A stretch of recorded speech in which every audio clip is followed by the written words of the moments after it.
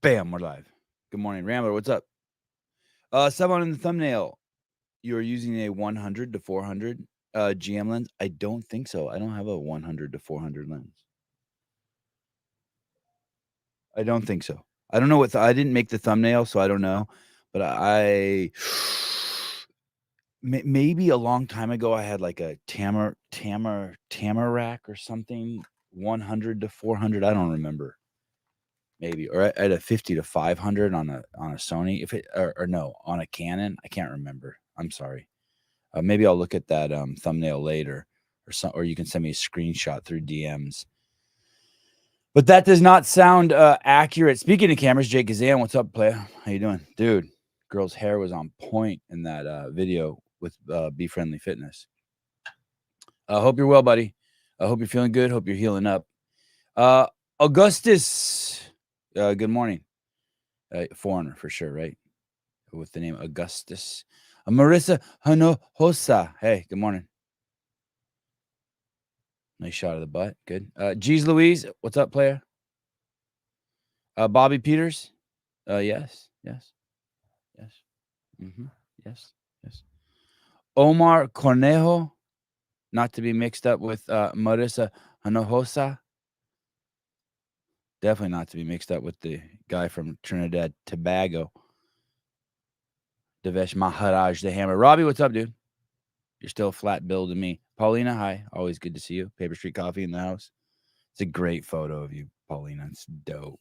It's gangster. Paper Street Coffee. Thank you. Word up, Mr. Doses. Word up.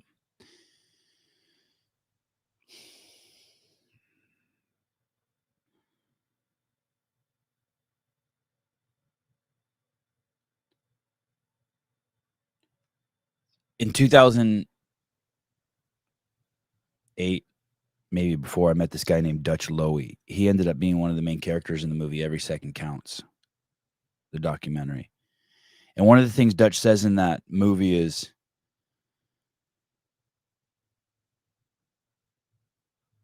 I do CrossFit when I don't know what to do, and that way when something pops up that I need to do, I'm ready to do it because I'm a CrossFitter.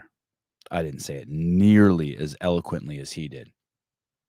But if you don't know what you're doing, do CrossFit, and then when something pops up that you need to do, you're ready to do it.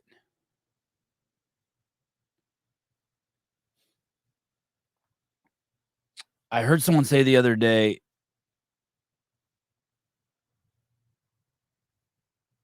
just follow your breath or something like that, or how many times a day do you focus on your breath? And for me, and I don't know when it began, but I'm sure my wife introduced me to it. Probably my default is always to go back to my breath. So from the second I grabbed my coffee, which is probably 30 paces out of my house and into the main house, out of the podcast studio, Sevan Podcast studio, and back into the house, that 30, as soon as I grab my coffee and I start walking here, all my attention just goes to my breath. And that's just how it is. When I wake up in the morning, I'm just paying attention to my breath. When I go to bed at night, I'm paying attention to my breath. My default is like when I'm driving, I'm paying attention to my breath. When I'm on the phone with Andrew Hiller, I'm paying attention to my breath. It's just my default. It's where I go. I take it for granted. But I practiced it. And I still practice it. I can't practicing following my breath is even a habit. It's weird.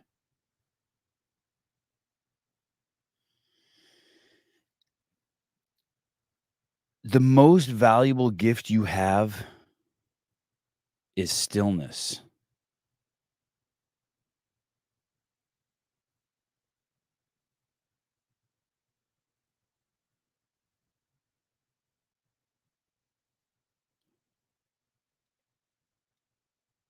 And to this day, one of the best examples I can think of comes from the movie Terminator.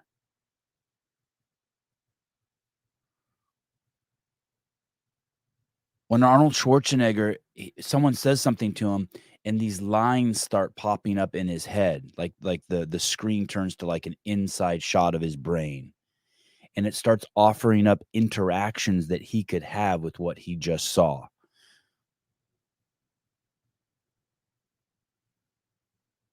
and one pops up, and then another one pops up, and then another one pops up, and then finally one pops up and it says, "Fuck you, asshole," and he checks it, and the Terminator says, "Fuck you, asshole."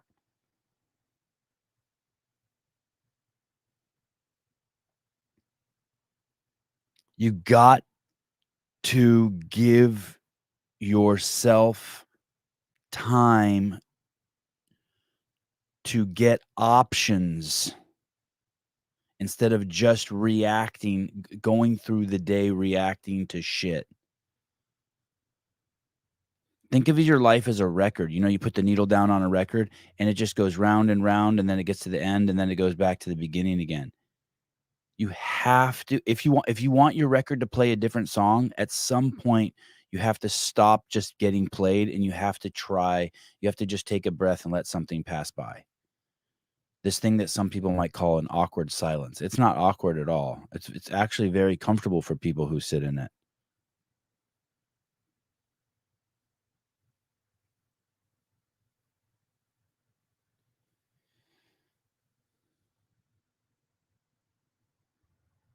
You're not obligated to react to things. You're not obligated. When your phone rings, you are not obligated to answer it. You are not obligated, not even close, not even a little bit.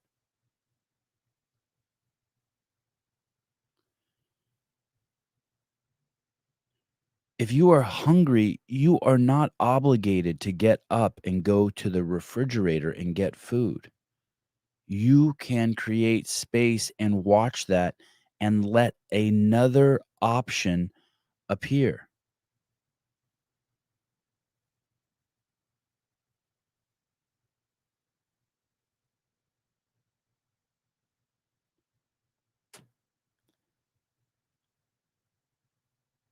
This this is from the city of Santa Cruz, California. Managing editor Tom Wright here with Thursday morning's report. This is for the people of Santa Cruz, where I live.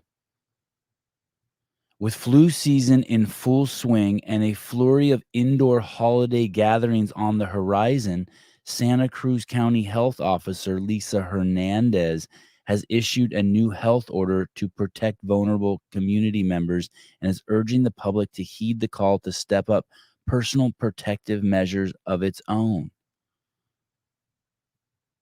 They want you to react to that because they reacted to something.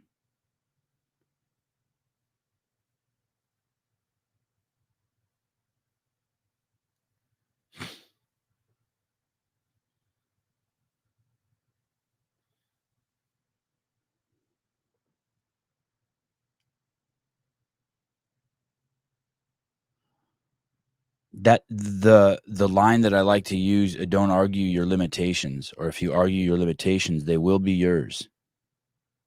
I can't. Great, I'll give it to you. God will give it to you. If you argue your limitations, they're yours. I'm pregnant.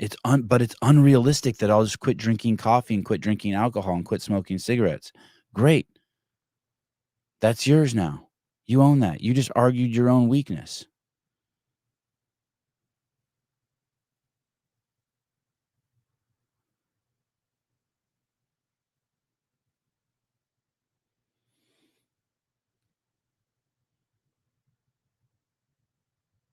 My wife did not drink alcohol or caffeine or smoke cigarettes for 3 or 4 years.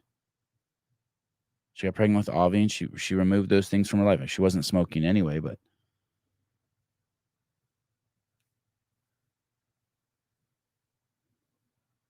oh, what did I just read? This is good.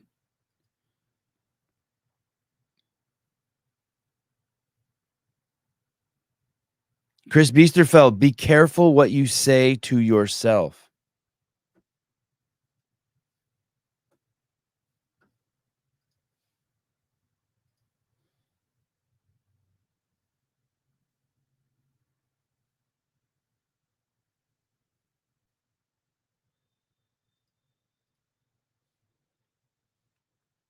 I'm gonna share this on the screen with you guys.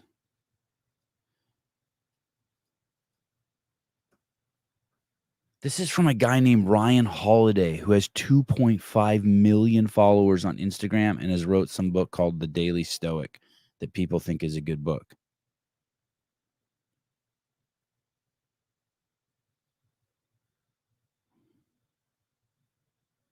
He fell asleep during the pandemic.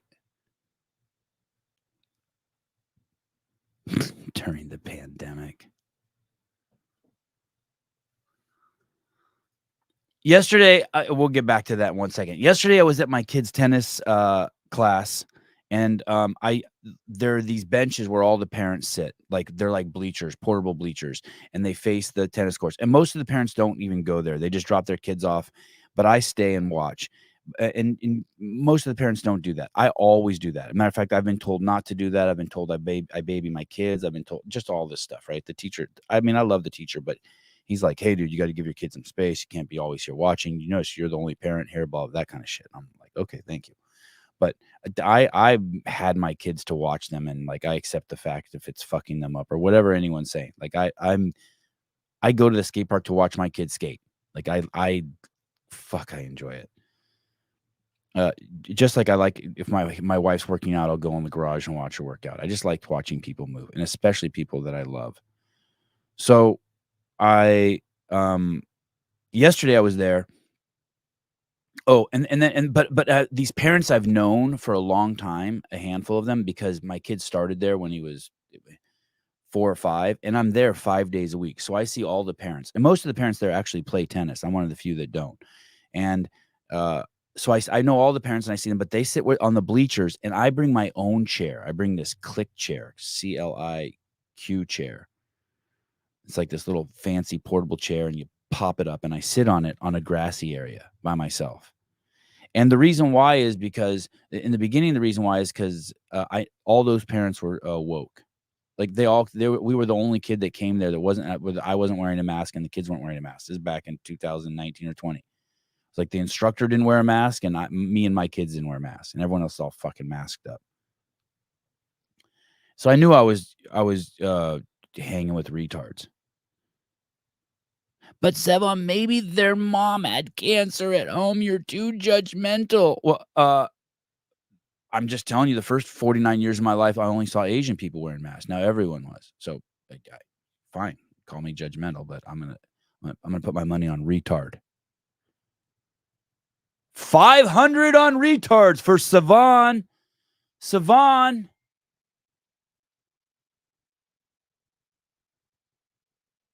Letitia Lamar. I know Sevan's not as black as you, but be nice to him.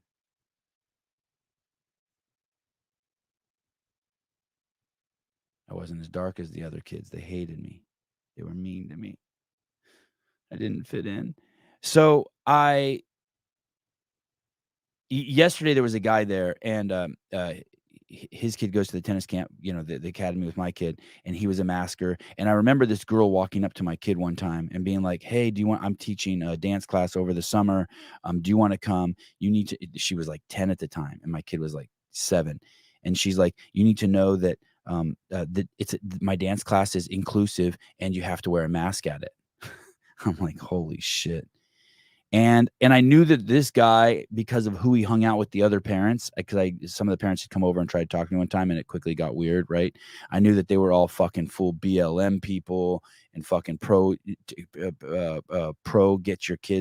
make your kids take drugs so they can go to school, make everyone take drugs, right? The Pfizer drugs. And so I just kind of stayed away from them. And anytime they came near me and wanted to talk about it, I would fuck them up, right? Not on purpose, but they would just get fucked up. I'd start saying like the shit, right? Just dropping the bombs on them.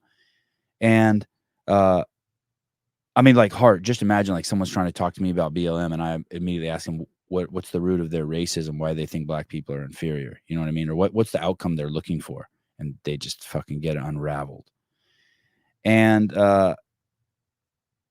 so yesterday, this guy's there, and for some reason, I'm compelled to walk over and just say hi to him, and I say hi to him, and we start talking, and he starts telling me about his best friend, died, and his best friend was 56 years old and one of the fittest human beings he'd ever met. Yeah, all the parents are pretty fit too and healthy looking. of the tennis kids. And I'm like, "Oh, really?" And I go, What was he doing?" He said he was on a 100-mile bike ride, and, he had just finished, like, setting a record pace for himself ever in the 100-mile bike ride at 56 years old. I wanna say he did it in 4 hours or something, some race on the East Coast, and he had a heart attack. And I said to the guy, and you know where I go right away, right? So I go, "What year was that?" And he goes, "2022." So his best friend just didn't die. It was 2 years ago, but he's still playing it in his head. And I said, "Oh, what do you think?" He was really in good shape. He goes, "Amazing shape." I go, "Any health problems?" He goes, "No." I go, "What do you think caused it?" And he said, "COVID or maybe the immunization to COVID." Dude, it's like all these people who got the shot, I think they all are starting to know people who died now. That's like the 6th story I've heard like that in, like, this last 6 months. I feel like I'm hearing, like, one a month now of someone who knows, so it's like the new AIDS or cancer or some shit.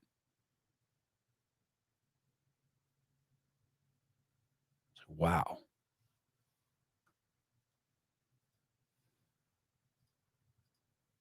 But I was happy for him because it's like he I could tell he was waking up to it. Like, he slipped it in there like he wanted to talk to me about it. I didn't push it. I didn't wanna, like, open the floodgate of just anti-vax stuff on him. I just like, "Oh, I'm sorry to hear that." This is from Ryan Holiday. This is a very unhealthy man. I suspect, I don't know, but he's probably like a world-class plagiarizer. I don't even know what, I don't even think I know what, stoicism is. I mean, I think I've read a couple books on it back in the day, but last week I did a piece for New York Daily News. They couldn't run all of it, so I thought I'd send the longer version here. Enjoy. It's alarming to see how relevant Trust Me, I'm Lying has turned out to be, but here we are. At the first vaccine clinic I worked at here in a small town outside Austin, Texas, the county vaccinated more than 2,000 people in one day. This is Ryan Holiday talking. He's proud of this. This is like he's proud of this. At the first vaccine clinic I worked at here, and by the way, I think this guy's crazy influential. You know, like there's people who have 2 million followers, but they're not influential. I think this guy's 2.5 million followers are like really influenced by him. At the first vaccine clinic I worked at here in a small town outside Austin, Texas, the county vaccinated more than 2,000 people in one day. The last clinic I volunteered at, which closed because they no longer put volunteers to use, I checked had less than 15 people in for their shots. It was actually a good day. The day before, they had done 5.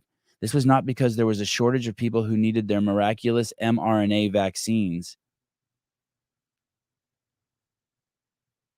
We, like much of the rural South, have barely cracked a 40% vaccination rates for adults. So already we got a problem here, right? We got a conflation of mRNA and vaccine. Like he's already like, this dude fucking fell asleep at the wheel and he's just doing it. This is someone asked what's the date on this. It just says 2 years ago. I remember this dude posting stuff on Instagram and thinking, holy shit, this guy's that I don't know exactly what stoicism is, but I believe it has a strong root in stillness. And no one who is a master at stillness would have gotten the injection. It doesn't there's nothing inside of me when I'm breathing.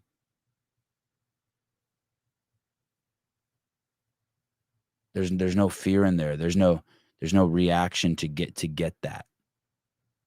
There's no reaction to get the injection. That's a reaction to fear. There's no intellectual there's no intellectual steps that would get anyone who is conscious and watching the steps get the injection.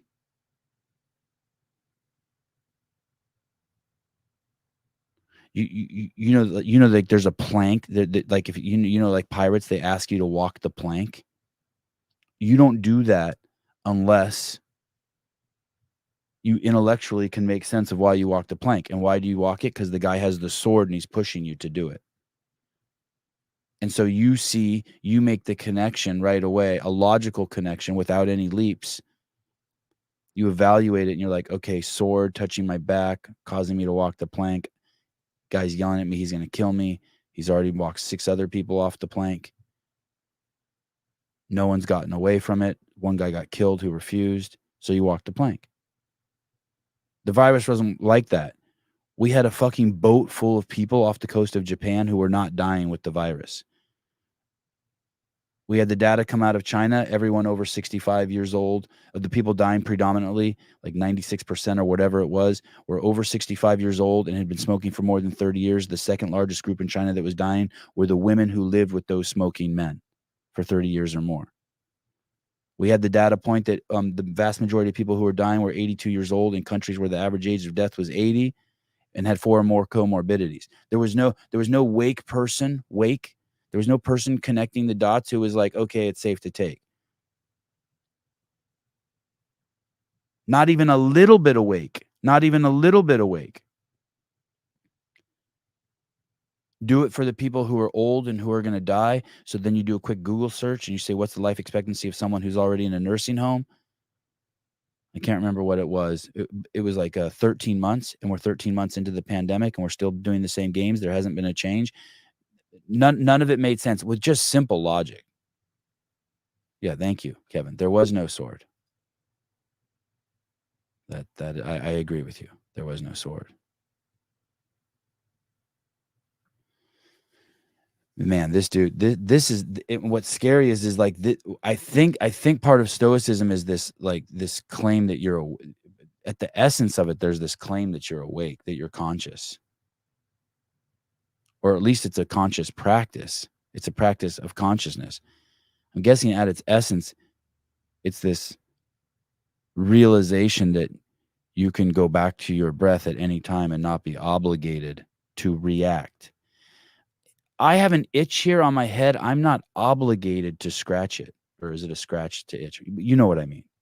I'm not obligated to do that. I have other options. I can watch it. I can watch the evolution of that sensation on my forehead that people so quickly react to and say it itches. And you have to start making these small battles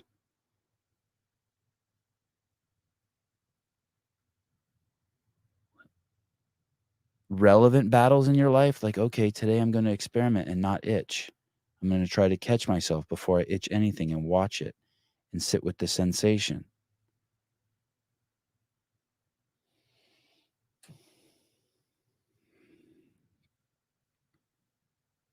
And the more you practice it, it just becomes second nature. Will T. Bergeron loves this guy. That sucks because I like Ben, but this guy is a world-class fraud. This was an amazing opportunity. The whole injection thing was an amazing opportunity and litmus test for conscious people. Someone in here in the comments mentioned Eckhart Tolle. Eckhart Tolle. He's one of the few. I'm trying to think. I can't think of one other of those self-help spiritual people who actually got it. He laughs and calls it the so-called pandemic. Marianne Williamson jumped. She fell asleep at the wheel. She actually quarantined herself. Deepak Chopra fucking completely shit the bed.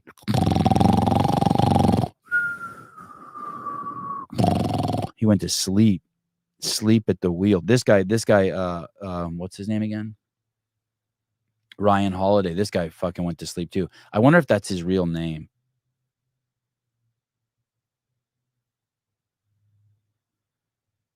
Holy shit, dude.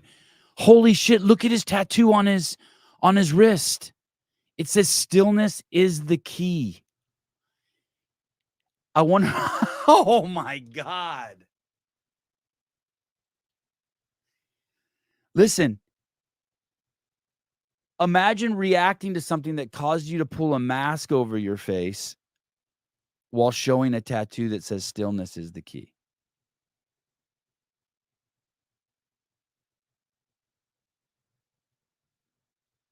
Oh, wow. Listen to this. recently in a work meeting where colleagues were eagerly discussing getting the next booster and were boasting how many shots they had. Holy shit. What state do you live in? That is wild. It's weird to me that not everyone knows now.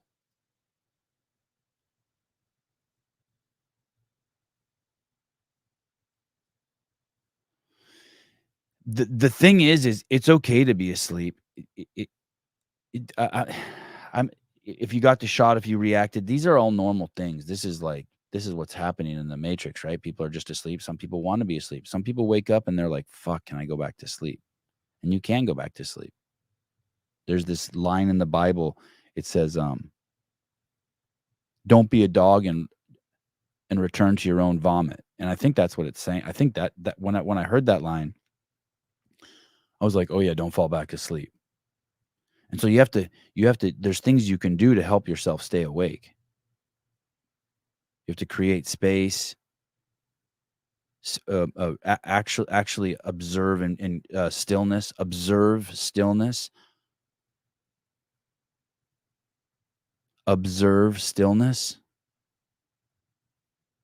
Don't argue your limitations. Anyone who is reading this guy's shit and using this kind of writing that I'm going to keep reading to you from the guy, this is the kind of stuff that's for people who didn't know what to do. He was giving them the permission. He's giving them the permission to get the shot.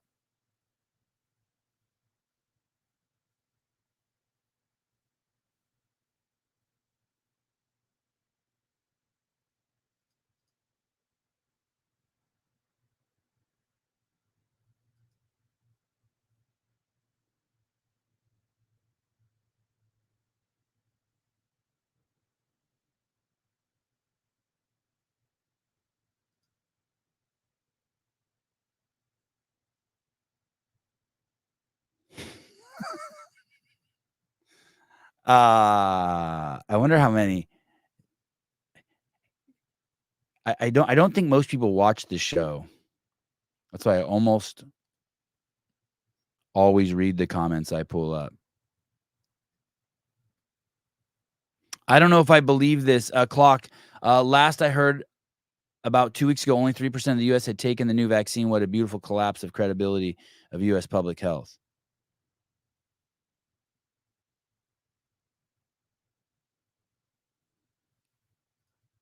Another Omar.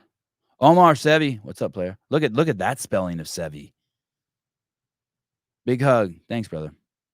I love a hug. I've been listening to your podcast for over a year and just now decided to text and say hi. You guys are rocking it. Keep it up. Thanks, dude. This isn't really 12 daily doses, is it? Someone please tell me. There's no way. There's no way. I liked all your comments in the beginning of the show, Audrey. I was just trying to stay on track here. This was not because there was a shortage of people who needed this miraculous mRNA vaccine. We, like much of the rural South, have barely cracked the 40% vaccination rates. How could this be? Bastrop County is the kind of place where people will pull over and change a tire for you, where we just banded together to pull each other out of the snow during a freak Texas freeze. We're part of a state where flooding and hurricanes bring out the so-called Cajun Navy to rescue neighbors from danger, often at grave risk. What could have happened to these people so indifferent to their own health, let alone to the health of most of the most vulnerable in our community? He's basically saying, hey, why aren't these people taking the injection to protect other people? I mean, imagine. So this guy was walking the plank to protect the people on the boat. How did this guy fall for that? If he, what does his tattoo say? Stillness is the key. I wonder how still he was when he got that. When he got that tattoo, what happened, right? He fell asleep and he reacted to something. And then he went and got the tattoo. It was a reaction to something. Instead of just watching that, I should get a tattoo that says stillness is the key.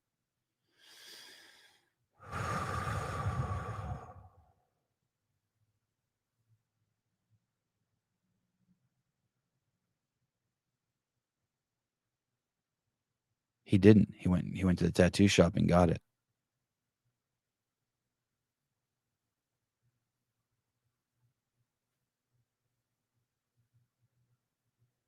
Uh, 12 daily doses, 16 years sober, loving life, snatching 230.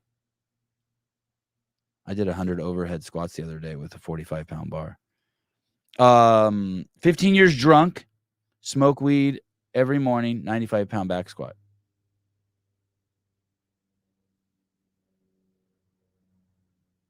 You got to stop smoking weed, I think.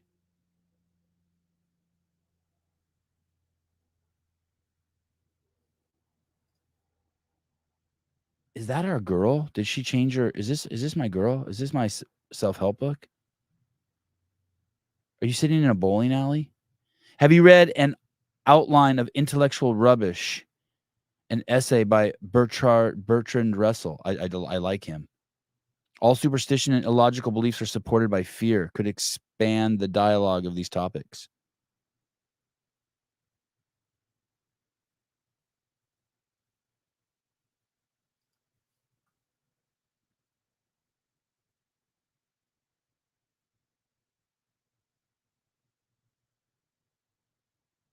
These angry protesters are nothing like my politely vaccine hesitant neighbors. The problem is that the message they are spreading is what has trickled down to folks I share a fence line with and contributed to a cultural consciousness where a solid court of the population is declining to protect themselves from a virus that's killed 610,000 of their fellow citizens. Imagine, imagine saying this, that it's killed 610,000 people and not mentioning that the vast majority of them were over the average age of death in the country. Imagine saying this without also mentioning that the flu data went to 0. Imagine saying this, that the vast majority of them, if not all had 4 or more comorbidities. Imagine saying this without saying that no one under 18 years old had died or whatever it was for a long time. This is a bad fucking human being. This is like just why is he bad? Because this whole guy's fucking deal is that he's awake, but he's fucking asleep. Um, it's almost like he was to use like some sort of like biblical reference, like he got possessed by the devil, like he was what is this like some false idol shit.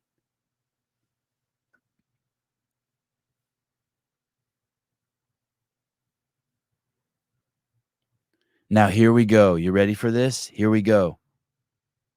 The way to protect the public is obvious. I mean, this guy does all the woke talk. What do you think? What do you think what do you think it is? What do you think he's going to protect the public so that we can all take the injection? You ready? You guys already know what it is. The way to protect the public is obvious. Ban them. Algorithmically punish accounts which share their content. Quarantine accounts infected until this temporary fit of insanity passes. Ryan Holiday people.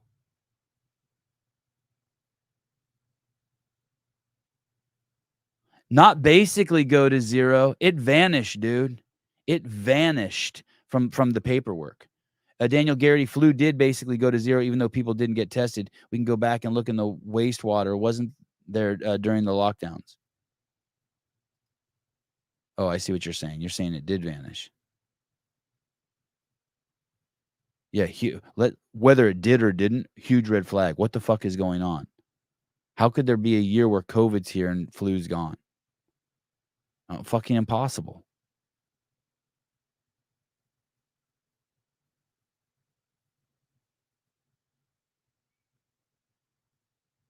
Dude, Vivek was a beast last night. You know what's funny? Immediately everyone said that he was unhinged and lost the debate if you looked up his name, but everyone knows he fucking destroyed them. When he called out that fucking chick, Veltner, whatever her name is, about the Russian collusion shit, that was amazing. And hey, listen, the thing with the daughter was borderline weird, right? But this fucking chick, Nikki Haley, is talking about how bad TikTok is. These guys are talking about it like it's the fucking plague, right? And then he's like, "But your daughter's on TikTok." And with her response, like, if I would have respected Nikki Haley, she's like, "You're right. I need to fucking clean that shit up and get her off." But she didn't. She called him scum. By the way, that's reaction too. Arguing, like, just not owning up to shit. That anytime someone pushes back when they shouldn't, that's being asleep. You hit their ego and they went to sleep and they reacted. That's what's going on with Hiller, by the way. We talked about it yesterday. Like, he's throwing things, they're going into people's head and it's hitting parts of their ego. You got to let it just fucking fall out the other side. And so when it hits them, they're responding. You must be like water. David Masella, I have a hard on for Vivek. Only candidate up there that sounds like a human. I agree too. And here's the thing. These are the kind of things people say about him. I don't trust him. He sounds like a salesman. Okay. But what about what he said? What about what he said about closing the border? You like that part? What about the part of calling out the person, the NBC News person, for helping manipulate the last election? How come why aren't you reporting on the fact that the last election was stolen and that there was election interference propagated by NBC? How about the fact that he said what he said is, why don't we have Joe Rogan, Elon Musk, and who is the third person interviewing us? Why do we got these baboons? That shit was fucking fire, dude. Yeah, he's a savage.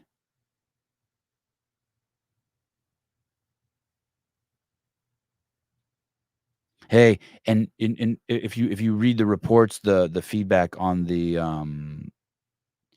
just kind of like the mainstream media is like saying how all of the candidates are tempered in their attacks towards Trump because they want to signal the Trump crowd that, hey, it's okay to vote for us. We don't hate your boy.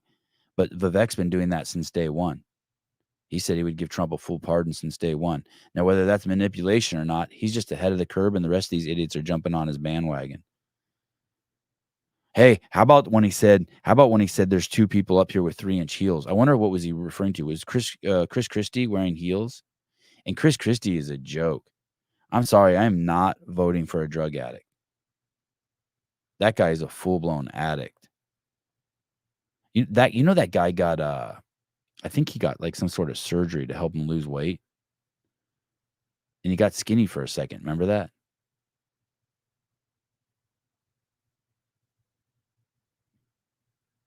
DeSantis was in heels? Is DeSantis a shorty like me? Is DeSantis a shorty? How do you guys know? How come I don't know that? Look up Ron's boots. Oh. Are they huge? Oh my goodness. Carl Kaplan. DeSantis wears lifters and Chris Christie is one donut away from a heart attack. You know Chris Christie got the injection too. He's scared to death. Anyway, I when I see this guy Ryan Holiday in just his shit, someone sent me one of his Instagram videos and I Googled his name with vaccine and this came up and I just thought, man, this is really bad. This is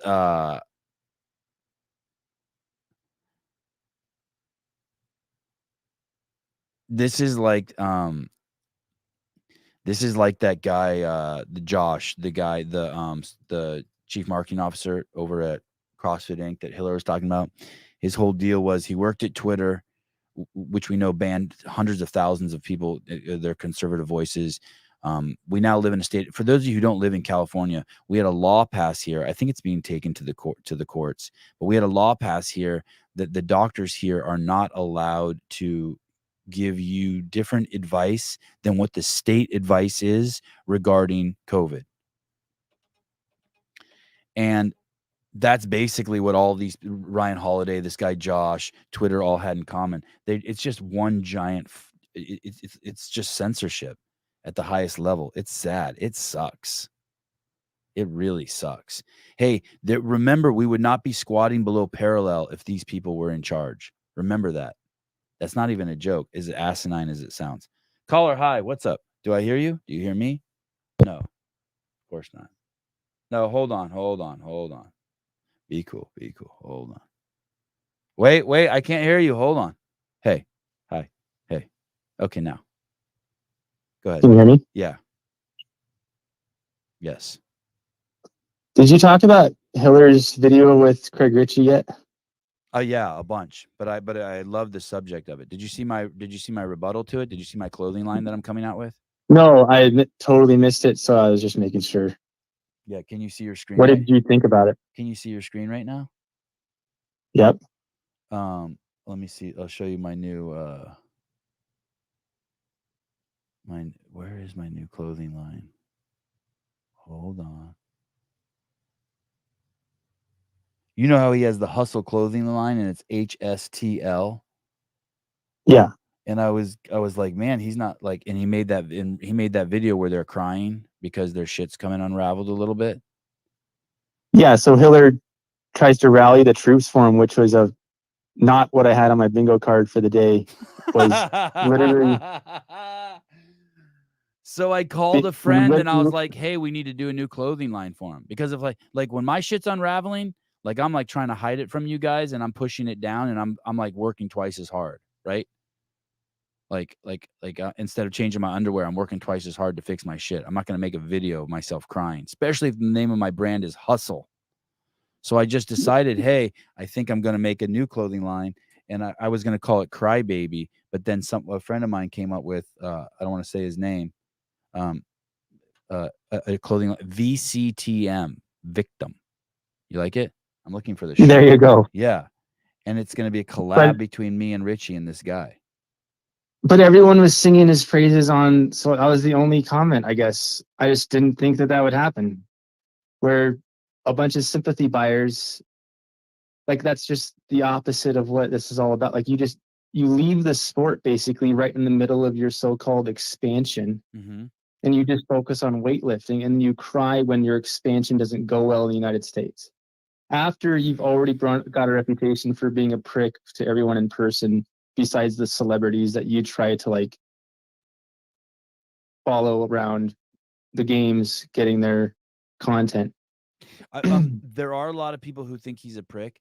To be completely fair, I just wrote it off as he was really insecure and kind of quiet and like socially averse, like awkward, like maybe he had Asperger's or something. But I did see him at the games, and I said hi to him and Schnaz like probably 20 times. And by the end of the games, like they would say hi to me and shit. It took a while for them to warm up to me, but they did. And maybe something is wrong with him, but I have heard that like the consensus is that he is not nice, but I wrote it off as a I don't know, as some sort of disability. But the part that's weird is if his brand was Crybaby and shit went bad, I just don't get Did you really just call her Schnaz though? Yeah, Schnaz. What is her name? Okay. What do you call her? Jazz. Yeah, Jazz. Yeah, Jazz. Okay. Like jazz music, like jazz music, like jazz music. Yeah, like jazz music. Okay, jazz. Fine. Jazz and Mr. Ritchie. It's just bizarre to me. Your brand can't be Hustle and then you cry. What you have to do is, I think what you have to do, the play is, okay, your shit's falling apart, double down and fix it, and then tell the story 6 months later. Then you show the crying. But they were spending money like Jazz got her boob job, and then they were flying all over the world, going on vacations. Yeah, I remember seeing the boobs and the first class tickets and the saunas and the new house. I saw all that. Yeah. So I don't know. Hiller needs a brain scan or something. Did you talk to him about it or no? Yeah, I called him out on the show. I was like, dude, what the fuck? You just turned into one of the fucking woke douchebags. I'm all for being compassionate and sweet and nice and helping people. But like, hey, dude, this dude's playing the victim. Yeah. Well, when I met him at the games, I mean, he knows who you are. So that's different. But when he meets the random, I was a judge. And so I was just like, hey. It still took me 20 times to say hi to him before he said hi. Like I had to be really nice. I am really nice though, as a human being. It was the limp, the limpest handshake, like, dead fish type of handshake I've ever gotten in my life. That's all I know. And then he just turned away. So I was like, oh, okay. You're like that to normal people. Sounds good. Anyway, Yeah. I'm done. Hey, and you know what's crazy too? Here, let me get on your bandwagon a little bit too. When I'm at the games, I'm working my ass off, and I really don't want anyone to talk to me. But if someone is able to get my attention, I will come at them full force. Like, I will give them the best fucking 10 seconds I can. I will not, like when you see sometimes like a CrossFit athlete taking pictures of people in the crowd, but he's talking to his friend the whole time. It's like that. Yeah. You're not there for that. Each fucking person that has an interaction with you, you need to fucking let them stare into your soul, I think. His biggest thing was, though, he try to look into theirs. Go ahead. He didn't continue doing CrossFit. He just did lifting, right? I think that's what he did. Whatever he did, he's fucking jacked out of his mind. His body's insane. His body looks, Matt Fraser, his body looks jealous. photoshopped. Yeah, his body. Like, did you see where Matt Fraser was like, I wish I had a body like Craig Ritchie? No, but I don't blame him. Yep. Well, he doesn't want a business like Craig Ritchie's. That's right. Yeah. Anyway, yeah. All right. But what do you think? But think about this. What if this was Hiller's move? The last thing this dude has, let's say, 400,000 subscribers, right? He's been around forever. He's the king shit, right? Because but then this fucking ding dong named Andrew Hiller, who's openly on steroids, is fucking, he came over and picked Craig Ritchie up off the ground publicly. Like, that shit that Hiller did sold out. That dude's, like, someone told me everything is sold out on the site within 24 hours after Hiller posted that, except for some flannels. I think Hiller might have had an ulterior motive, maybe, but there's no way Ritchie saw that in like the 4D chess way you're describing. Didn't see what? There's no way Craig Ritchie like put it out there just because he thought maybe someone like Hiller would. No, I don't think I don't think that played out the way Craig wanted it to. I would not, if I was Craig and I don't know Craig, but what I'm thinking about him, the kind of the image that I make up who he is, I don't think he wanted Andrew Hiller to be the guy to come over and pick you up. Like, that was a bad look for him. His hustle brand is the crybaby victim brand now, and he fucking got help by Andrew Hiller, of all people, because I'm sure he doesn't like, it was Craig Ritchie's fucking agent goes around and tells people, don't be affiliated with Sevan and Hiller. It's bad for your career. Really? Yeah, dude, they're I think that's cheating in the game of whatever game we're playing. I would never call it, like, if you, I don't know what your name is. Let's say your name's Joe. Joe, if you were like, hey, Craig Ritchie's coming to my. This is Mark Fuentes. I've called before, but it's been a while. So if he's like, hey, Mark, if you're like, hey, Sevan, Craig Ritchie's coming to my gym and going to do a video on me, I'd be like, dude, that's awesome. Whatever you like, make sure your gym's clean and have some shit to sell. He's going to blow your shit up. That's awesome. I would never be like, don't work with Craig Ritchie. Even if I would never do that. That's an asshole. That's such an asshole move. And his agent did that, right? And his agent represents like 10 people. So now, like, I don't want to have any of those 10 people on my podcast now. He represents, listen to who he represents: Craig Ritchie, Buttery Bros, Brent Fikowski, Sporty Beth Robinson. Oh, yeah. Dude. I forgot about Sporty Beth. It's like, come on, dude.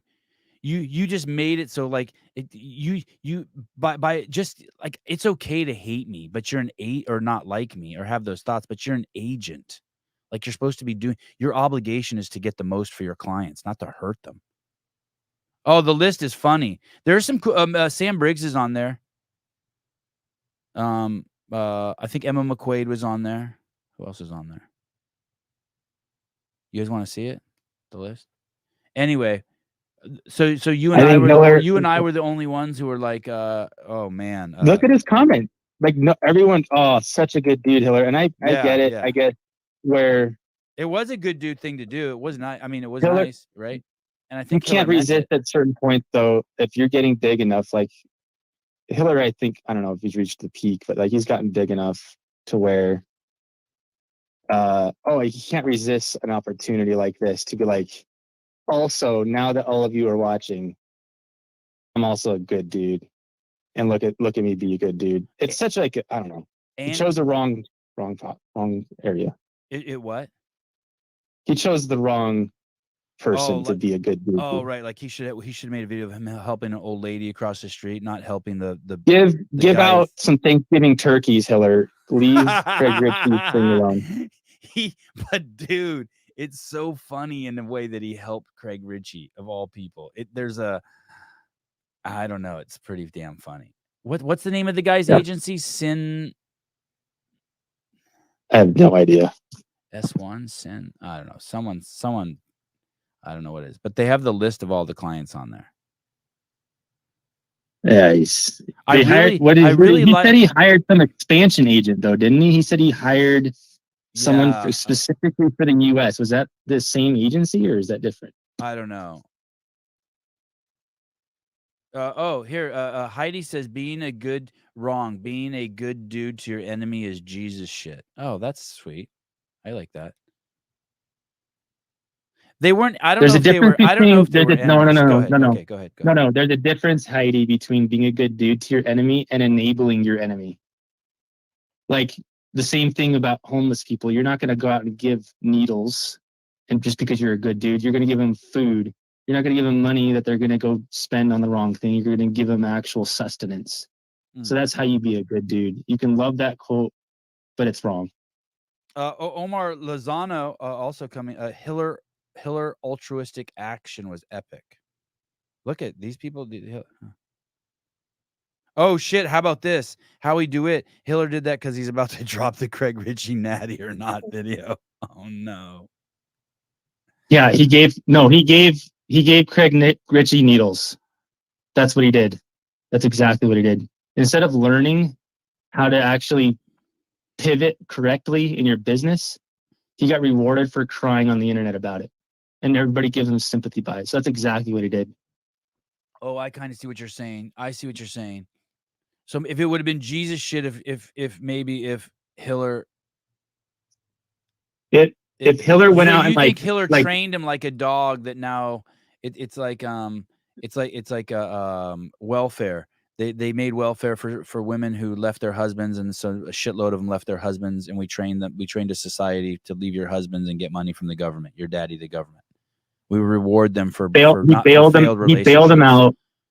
He bailed them out just like every other up and coming sport gives participation trophies.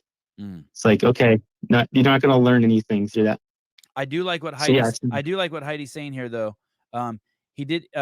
He will still need to learn how to pivot correctly. It's our choice to buy the clothes or not. Yeah, but he's still saying with your choice to buy the clothes, Heidi, we're rewarding him for crying on the internet or having Schnaz cry on the internet.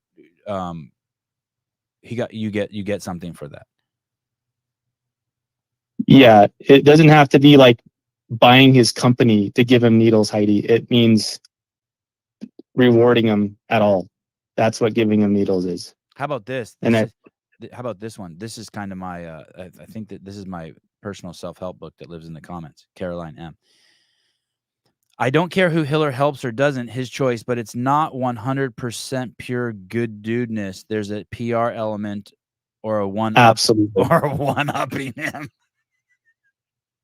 I don't. Well, that's actually a good point too, because you have one guy with Hiller did that on purpose. I think that was the outcome. Here's honestly how I think Hiller thought. I think Hiller was like, "Hey, I don't know this for a fact. We'll have to ask Hiller."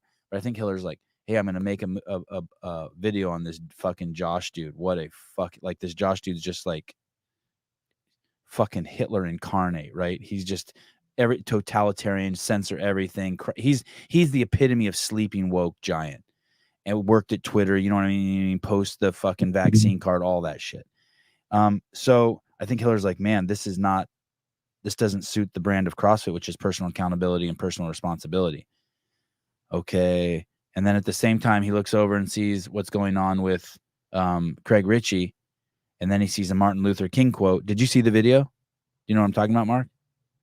I don't. Oh, well, he took these three elements, this Martin Luther King quote and this guy Josh, and then this Craig Ritchie, and somehow with the way Hiller's brain worked, he just mashed them together. I don't even think he He's a creative. I'm not saying he's not smart. He's wicked smart, but he's not like a chess player. He's not like You're saying he's just a checkers player at this point. He's a chess player in his creativity. Like, he's really creative. Connecting Craig Ritchie to Josh was fucking brilliant. And connecting it to Martin Luther King, fucking brilliant. But I don't think he's like, hey, I don't think he thought for a second this is going to fuck Craig Ritchie up or turn into I think he's happy with how it turned out. But look at, now we're debating whether Craig Ritchie's a crybaby or not. Like, I don't think he was like, oh, Sevan, 2 days later, come out with a victim clothing line. You know what I mean? I don't think he... I don't know, man. The world is so full of this stupid, like, everyone's a victim in some way or another. Everyone's just been trampled on by someone in their lives enough that eventually they're going to get somebody to have enough sympathy to support their business. And it's not sustainable. And I don't care how much you're like, oh, it's just being a good dude. You're not being a good dude by continuing to perpetuate the narrative that if you cry long and hard enough about something, that people will end up just lifting you up all the time, because it only works when it goes viral. It only works in the first month of whatever time it is that it gains everybody's attention. Everyone else sees it at the same time. They all support it, and then they forget about it. It's not teaching anything. It's not actually being a good dude. It's not actually fixing the problem. The problem is Craig Ritchie didn't know how to run a business. Right. Because he left the sport while he's trying to expand it. And then he tries to just latch on like a puppy dog to all these big name athletes and then he got into the circle. So then he felt like he made it. And he made a whole bunch of wrong financial decisions. And instead of actually learning from it and going back to square one, we're trying to go, oh, we're just going to be good dudes. It's not good dudes. Oh, it's not being a good dude. Mark, look at this. This is a fucking crazy analysis. So, Hiller got off of TRT, right? He was like, so he got on TRT and then he wanted to see what would happen if he got off, which takes fucking balls, by the way. You're telling me it's his estrogen. Yes. Yeah. You see this comment? How he do it? Hiller's estrogen is super high since he came off of TRT. I saw him at a yogurt shop wearing a girls who eat t-shirt. Someone please call California Hormone to do an intervention. Wow. Hey, I have a buddy who was fucking juiced to the gills, one of the strongest human beings I ever met. And the other day we were talking about it, and he goes, yeah, I've been off. And I'm like, what's that like? He's like, dude, if I see a Hallmark card, I start crying. So maybe that is what happened to Hiller. Wow. Yeah. Hey, there's my buddy Zach Smith. What's up, Zach Smith? All right, I'll let you go. I appreciate it. Okay. I'll talk to you later. Okay. Thank you. Bye. Bye.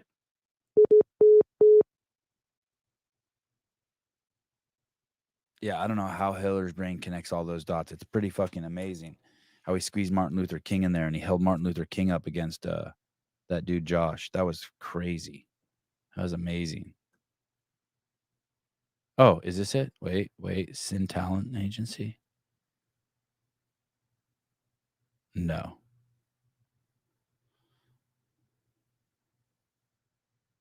I had the maybe someone will send me the link. Oh. I see. Oh, I see.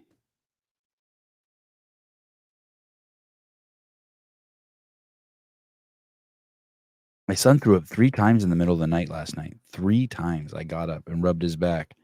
He was so chill. Not Avi, Joseph. Oh, this name is crazy. Caller, hi. Hi.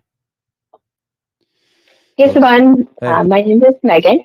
What's up? Yeah, I wanted to see if we could switch gears. So I listen on the podcast, so I'm usually a couple days behind. Okay. And I just listened to the episode where you were kind of talking about abortion and like being pro-choice and all of that crazy stuff in the world. But I wanted to just bring up kind of my story and about the not necessarily abortion, but aborting babies later in the pregnancy. Please. Is that there are so many adoptive parents out there that are looking and desperately seeking babies, whether it's infertility or for their own reasons. And I feel like if the hospitals could educate those mothers that are struggling with the decision to abort or not, and letting them really know that adoption is a great option because you can bring so much joy to parents or another family. Can I ask you a Me question being one of about those. that? Yeah, absolutely. Yeah. So here's one of the things I think. There's things that you've done in your life, not you, but just the collective you, that you wish you didn't done that might like haunt you, like especially if you accidentally hurt someone or purposely hurt someone being reckless. And or were really mean to someone. Let's say you had a girlfriend or a boyfriend, you were really mean to him, and it could stay with you fucking till the day you die. But if you abort a baby, I man, I have to think that stays with you your entire life. Like it's or you stay asleep, you really push it down, you pick up some habit to push it away. I don't think I from the watching my own mind, I don't think it would be possible to reconcile. It would be something that I could have done. Like if I would have got a girl pregnant when I was 16, like I would have been like, yeah, let's get an abortion. But now at fucking 51, I would be fucking thinking about it a lot, like every day, right? Because of who I've. But what about the other way? If I put up a baby for adoption, I would also be thinking about that child every day. 100%. And it would haunt me. But Either way, you can either at way, least it would have that haunt me. contact. What? Say that again? Yeah. Oh, but you can at least have that contact, or you can make it what you want, especially with the way of the world.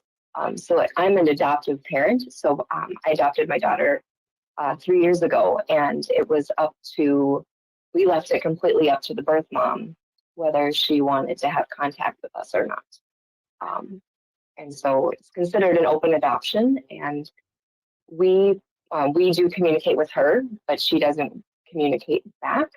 But at least she knows, and she made the amazing decision to give us a family, and we can have that, and she can see that her child is thriving and succeeding in life because she made the courageous decision to keep her pregnancy when she could have so easily just said, screw it, I'm not going through with this. Because you're aborting a baby later in life or later in the pregnancy, you're still going to have to give birth to that child. So if you're aborting because you're scared of giving birth, you have to that baby has to come out of you one way or another, whether it's dead or alive. And I would hope that, a parent or a mom would choose life for that reason.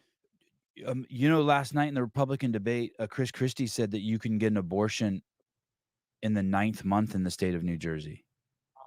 Oh, that's crazy. That actually, just saying that out loud kind of made my skin crawl a little bit. I have people I really love, and they were expressing happiness for what happened in Ohio a couple days ago. With the I don't know I haven't looked into it closely, but basically protecting the right to kill a baby. And it is a trip that we live in a society. Hey, do you think that the words around it are what's causing these people to stay asleep on the subject? The fact that they call it abortion, definitely, or that they call it women's yes, reproductive rights.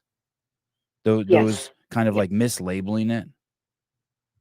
yes, because either way, that baby has to come out of you. So why not just keep it alive and let somebody, you say be a that, but parent you to say that that, but child. can't you? But if you're like 5 weeks pregnant, can't you just take a pill and then you just pee the baby Oh, out? yes, but if it's later in the pregnancy, I think that's where I struggle with is, with my daughter was born, 6 weeks early, and so she could have been aborted at that age. That's just crazy to think that, she's a living being and is thriving now. And if somebody would have taken that away from her, it just makes me really sad. And, you as a dad, loving your kids so much, but just educating those hospitals, I think is just so important, or just people that are helping those moms make that decision to abort. How old was your daughter when you adopted her? She was 0 days. Oh, So wow. we got the call. Yeah, she was 0 days. So we got the call that said, "Hey, we have a white baby girl that was just born. Yes or no?" And that was the only information we had. And I looked at my husband and said, "Yep, let's do it." And the next day we were on a plane to meet our girl. It's crazy. Someone in the comments said there is no doctor that will abort a baby at 9 months unless the mother is in fatal danger. Ma'am. Mm-hmm. Well, thank you for calling. Congratulations on having Yeah. a beautiful, healthy child. It is. Yeah. It really. It's a shame that the conversation can't be had. It's a shame that the conversation can't be had honestly. I guess in a perfect world, I would like to see it not be regulated and just have a healthy public be making the right decisions. It is pretty crazy. Some of the main arguments you see are like, hey, this kid would have been born into this is a really common one. This kid would be born into a poor black family, and so just let the mother get an abortion.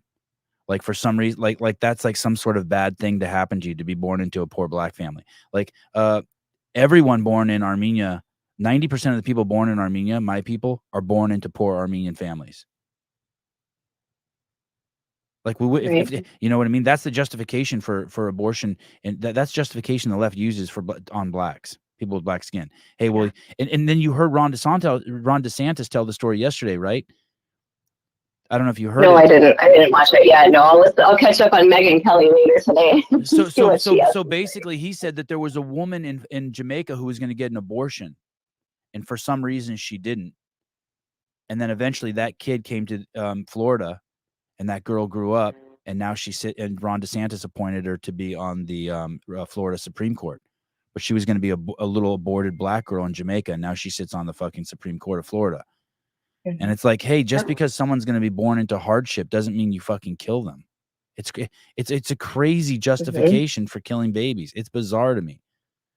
I don't get it. Yes, yeah, and there's so many parents out there, waiting for their baby to be born and on waiting lists, all over the country, and here we are just killing kids. It's just really sad. Yeah. All right. Well, thank you for calling. Thank you for sharing your story. Yeah. Abortion is one of my favorite topics. Call in anytime. I know that people hate it, but I like it. I think it's important. I don't think there's that guy that we have on the show sometime. I don't know if his name's Seth Gruber. He's been on the show 2 or 3 times. I think it's such a noble thing he does, I wish more people on the left recognize that. You can be pro-choice and realize that there's nothing more noble than what pro-life people are doing. They're trying to save babies. Dude, let them do it. Yeah. Let's see what happens. Yeah. Let them do it. Create families. Yeah. Yep. And create families. All right. Thank you. Yep. Bye. A little early morning abortion talk. You guys want to see this? This is crazy. You're going to love this. So do you guys, does everyone know the story? I feel like everyone knows the story, but maybe I should tell it really quick. Haley got hit by a car crossing the street. Almost had to have her leg amputated. It ended up being like 6 surgeries on her leg. Haley's my wife. And basically, she got a settlement from the insurance company. And so we had this huge chunk of cash. This is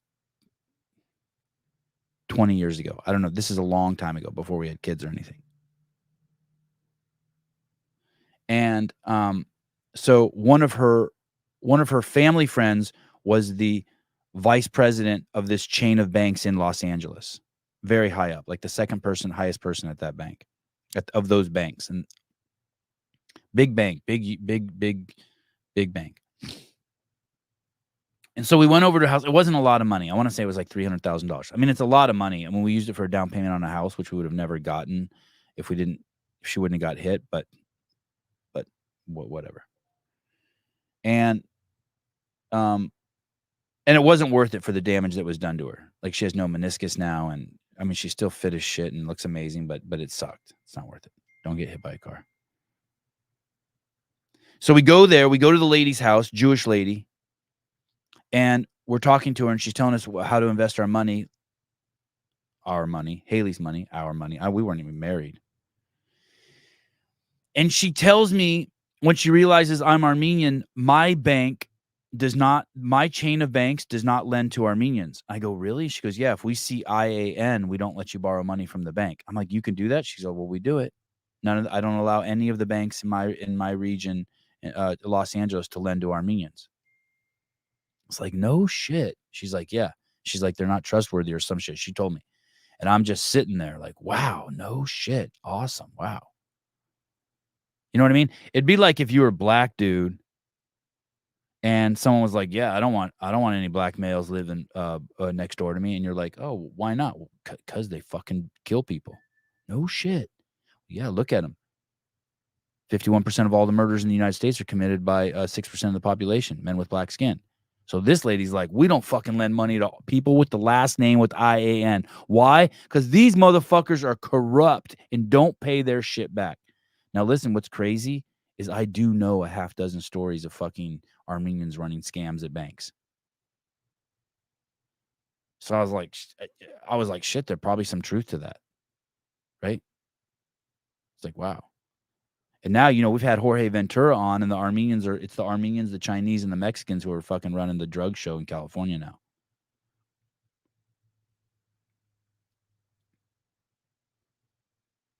David Weed, I don't want black people living close to me. You don't even know what the fuck you're talking about, dude.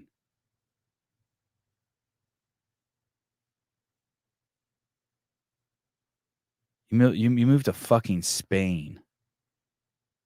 No, he doesn't. Yawn. Is there many black people near you? No, there's no black people. Just a bunch of fucking dudes who smell like shit. Sorry, Spaniards.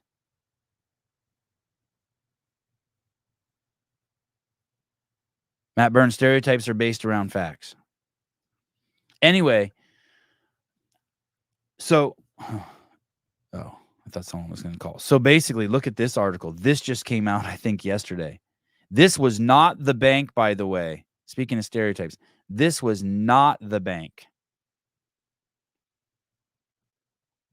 This was not. You're in Spain to avoid black people, or because they're smelly? Because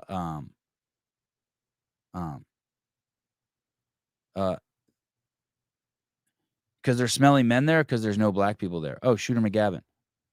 I am black and I live next to me. I don't know how you do that. My neighbors don't know I'm black. Sevan! Your bologna sandwich is ready, Sevan. This is crazy. Breaking news, Citigroup fined $25.9 million. That doesn't seem like enough money. That does not seem like enough money for anything. But Citigroup fined $25.9 million for discriminating against Armenian Americans, branding them bad guys, says federal U.S. regulator. The Consumer Financial Protection Bureau exposed Citigroup for intentionally discriminating against Armenian Americans applying for credit cards. Citigroup's own internal message showed clear prejudice and bias and derogatorily branding Armenians as bad guys. But we're Christians. Or suggesting ties to organized crime. Unfairly tagging Armenians as more likely to commit fraud. This was reported by Yahoo Finance, citing the Consumer Financial Protection Bureau, CFPB, an independent United States government agency responsible for consumer protection in the financial sector. Listen, you know what this article does, though, right? No one's reading this and being like, oh, those poor Armenians. Everyone's like, those motherfuckers do fraud. As a whole, culturally, around money, they're unsavory characters, these Armenians. Citigroup is the third largest banking institution in the United States. Take that, black motherfuckers! Victim mentality shirts will be released shortly on the Vindicate platform. Victim, VCTM. I'm only going to wear Victim shirts for like a year, I think. Even though I really like my CEO shirts. And I like this black No Plan B is savage.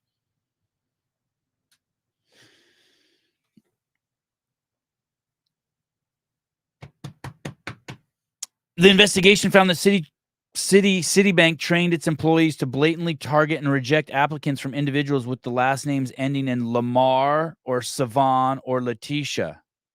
Black people were not allowed to get loans because they're too black. Oh, no, this is about Armenians. Imagine how fucked up the world is for me.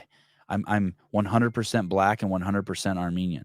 My shit is all fucked up. I couldn't get a loan if I tried, but I would rob that fucking bank. The investigation found that Citi trained its employees blatantly to target and reject applicants from individuals with last names ending in YAN or IAN, the most common suffix to Armenian last names, and those living in Glendale, California, otherwise known as Little Armenia.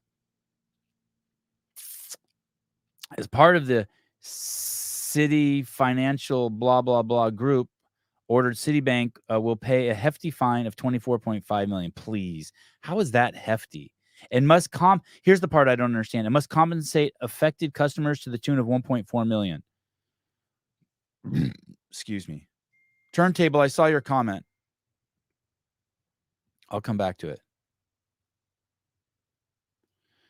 So 24 million is a fine. I wonder who that goes to, but 1.4 million goes to the people who were, I guess, victims of this this racial prejudice, ethnic and prejudice.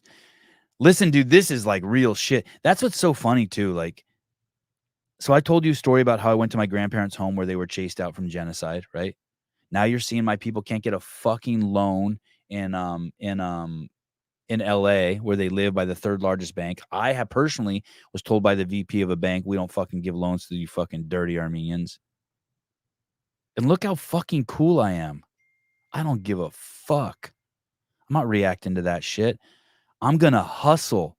Oh shit, maybe I should take over the hustle brand. Because I'm a motherfucking hustler. You better act somebody. Oh. Because I'm a motherfucking hustler. You better act. Because I'm a motherfucking hustler. Am I not saying that line right? How come I can't find that? Isn't that from Snoop Dogg's album? The one that has the hold on a second. Bye, Ryan Holiday, douchebag. Snoop Dogg albums. Isn't it from Doggy Style in 1993, the Doggy Style album? Because I'm a motherfucking hustler. You better act somebody. I don't know. Citibank director Rohit Chopra, Indian guy, said Citi stereotyped Armenians as prone to crime and fraud. We're prone to it. I'm prone to crime and fraud. In reality, Citi illegally fabricated documents to cover up its discrimination. Do you see how that sentence doesn't even make sense? That doesn't even make sense. This is an Armenian fucking Instagram account, just so fucking biased. Citibank stereotyped Armenians as prone to crime and fraud. Okay, I understand that.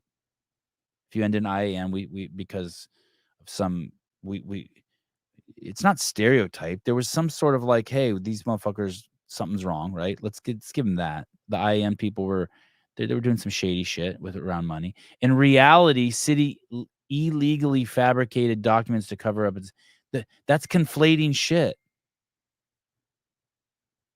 They can be prone to crime and fraud, and why do they put in reality Citibank illegally fabricated documents? It doesn't mean that they're not true. To cover up its discrimination? No, they discriminated against Armenians because of something they saw or the way they smelt, whatever, whether it was valid or not. Citigroup said a few employees took action while attempting to thwart a well-documented Armenian fraud ring operate. Oh, here's the great part. Citigroup said a few employees took action while attempting to thwart a well-documented Armenian fraud ring operating in certain parts of California. So they acknowledged that there was a fraud ring of Armenians.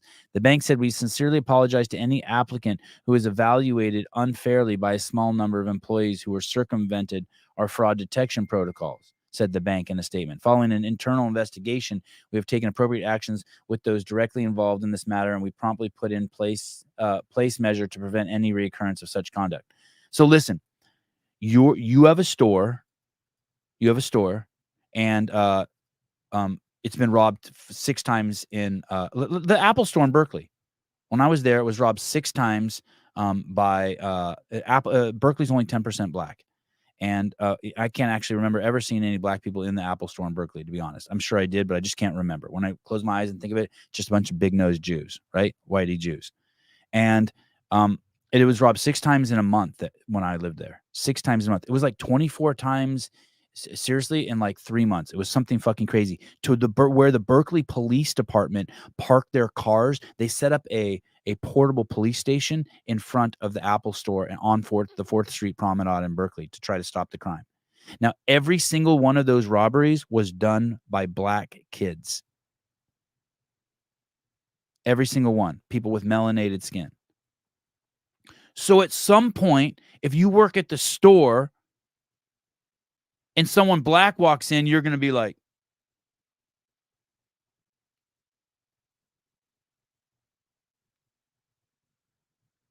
same thing with this fucking bank. They're working on a fucking operation to stop. They found what do they call it? A ring of Armenians whose all their last names end in IN and YN who are doing fraud to the bank. And so they got a little fucking itchy trigger finger, and they're like, "Hey, everyone with an IN is fucked for this month or this year." I don't know. It seems more like it's not discrimination or prejudice or racism, but just fucking discernment to me.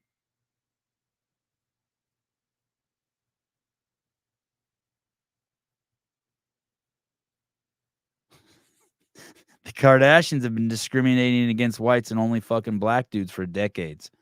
Let's call it even.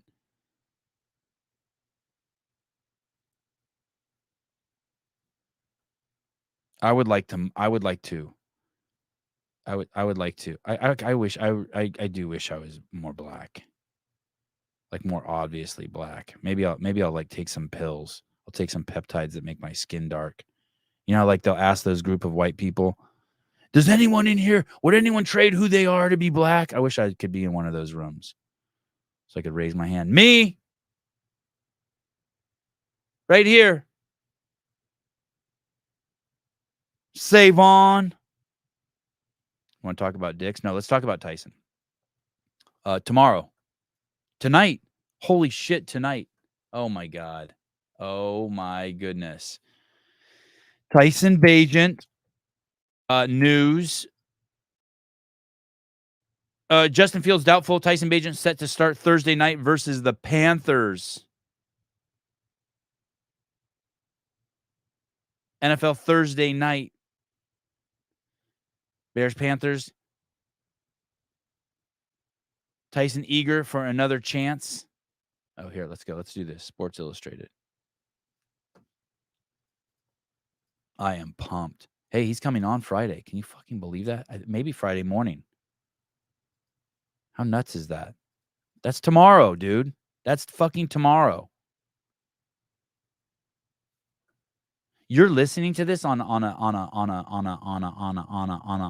airplane?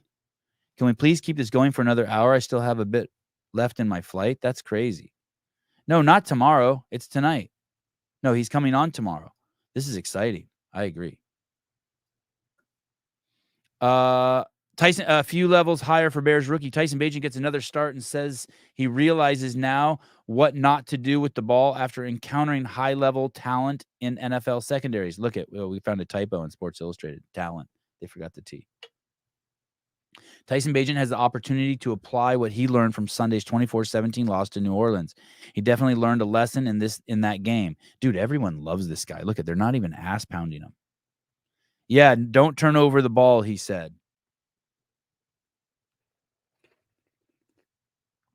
Replacing Justin Fields for a 4th straight start Thursday night due to a dislocated thumb, Bagent will try to make amends for the 4 turnovers he had among the 5 total by the Bears against the Saints. It's a little more complicated than just don't turn the ball over, though. Uh-oh. Nothing that I didn't know, he said. We're playing against high-caliber NFL talent and players every week at every position. So if you're behind on a throw, while it could easily be an incompletion, these players have the talent in order to make that a turnover. So being on time and on target, being locked in, and being able to finish games all the way through.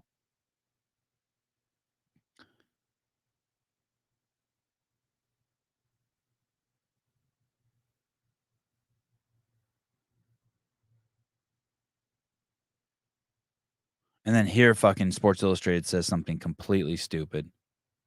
Some quarterbacks have the rocket arm to get away with this, but Bajan isn't quite as blessed, even if he did tell everyone he had a cannon earlier this season. Shut the fuck up. Who wrote this article? Gene Chamberlain. Suck a cock. The former Division II Shepherd University quarterback realizes the difference now between the cornerbacks who ran a 4.3 combine 40-yard dash and what he was used to facing at Shepherd. I knew that when he said that, he kind of opened that can of worms that these ding-dongs were going to jump on that. He was basically complimenting he did a presser yesterday, Tyson did, and he was complimenting the talent in the NFL, and I knew that they were going to take it as the game he's struggling to adjust to the speed of the NFL. Bajan has completed 74 of 110 for an excellent 67.3 passing average.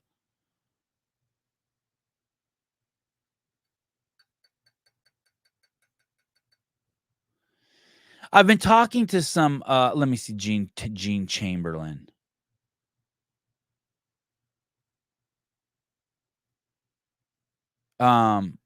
This guy's been around forever. BearsDigest.com publisher Gene Chamberlain has covered the Bears full-time for various publications, news services, and websites over 30 years, including several years collaborating on weekly NFL Bear columns with Mike Ditka and Walter Payton. Imagine still having them in their resume. That'll be like in 10 years when I'm still bragging that I knew Greg.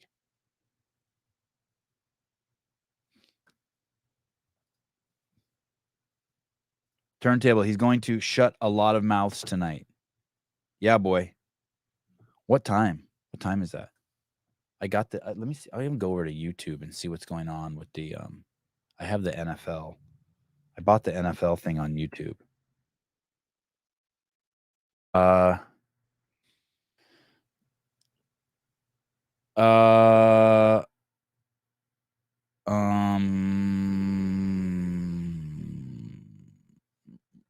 show you what I have here. Share screen. I got this thing.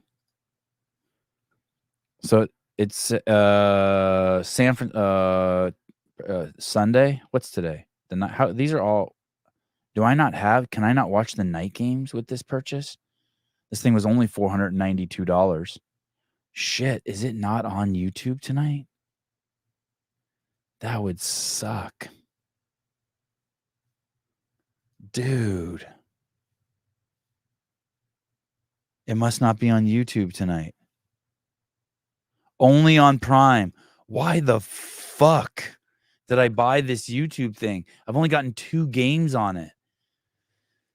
Excuse me. Amazon. Amazon Prime. Oh, fuck. You're right.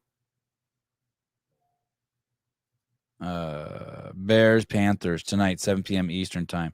Oh, that's at 4 p.m.? I'll be at tennis practice. Can I buy it on my phone? What do I have Amazon Prime. Does that mean I get to watch that? Can I watch that? Can I just watch that?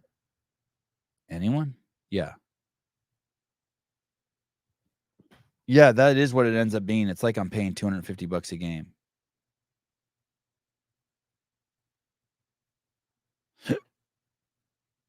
I bought Red Zone through Apple TV too. I've never used it. That was a waste of $100. I thought that I could actually watch the games. It shows I don't know what I'm having a steep learning curve learning about football, access to games, technology, all that stuff. So what did we learn on today's show? Don't kill your baby, put it up for adoption. Ryan Holiday has tattooed on his arm stillness, which only shows that he doesn't have stillness, because if he had stillness, he would have not reacted to that thought and not got the tattoo. We learned that you can't trust Armenians and that we're more we're more bigoted against than black people. Wah, wah. Black people ain't got shit on us. Wah. We learned that Andrew Hiller's an altruistic man who saved Craig Ritchie's Hustle brand. We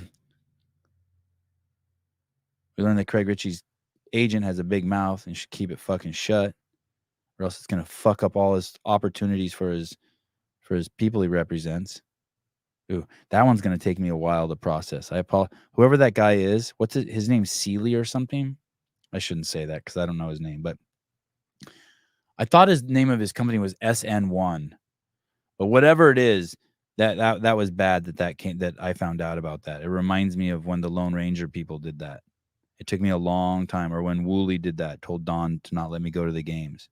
That shit takes me a while to get over. It's like you're going to my boss and telling on me. It's like you saw me kissing my fucking girlfriend in front of my house, and then later on you went and told my mom you saw it. We saw your son kissing with his girlfriend in front of the house. You fucking asshole. Hey, David, I got a question for you. Oh, God. I'm so fucking... What has my life come to that I need advice from David?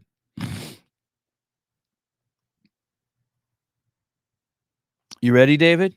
You ready? I need some advice.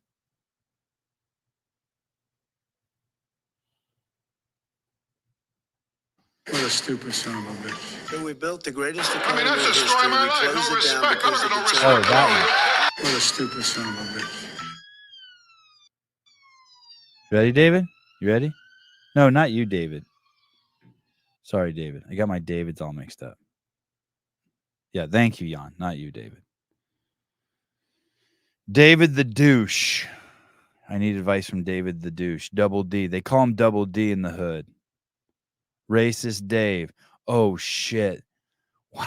That's your new nickname, Racist Dave. Wow.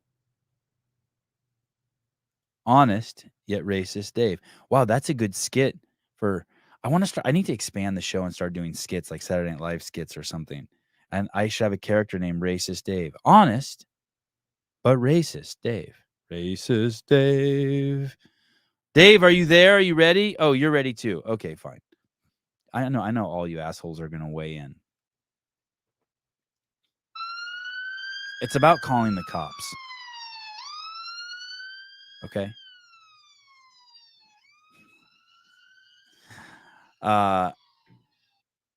Okay. You ready?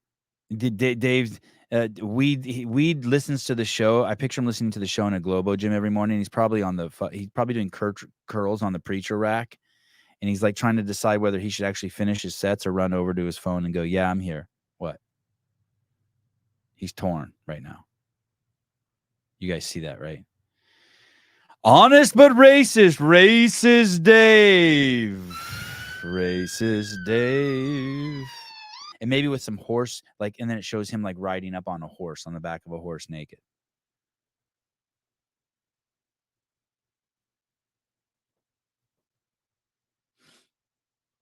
Yeah, for sure, Dave. For sure, racist Dave uses the Smith machine, for sure. And elliptical. He does all that shit, for sure. And I ain't hating on it, but he probably didn't want us to know. But he's honest. But he's racist Dave.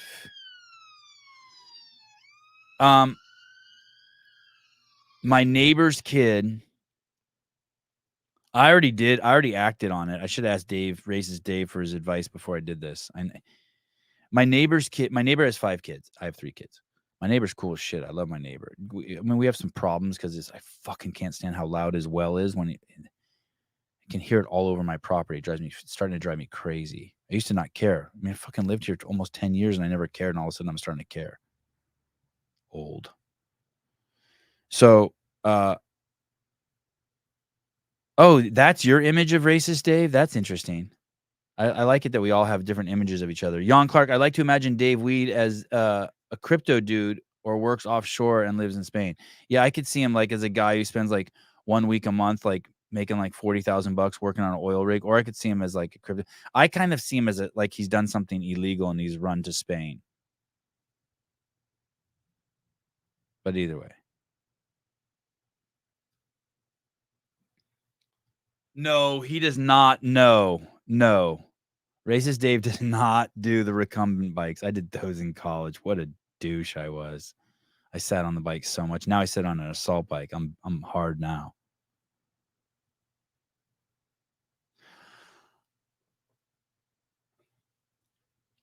Heidi Kroom. Sevan, it is not the sound of the well that is annoying you. It is the story you're telling yourself about the well. Shit, thank you, Heidi. That is deep. That is deep.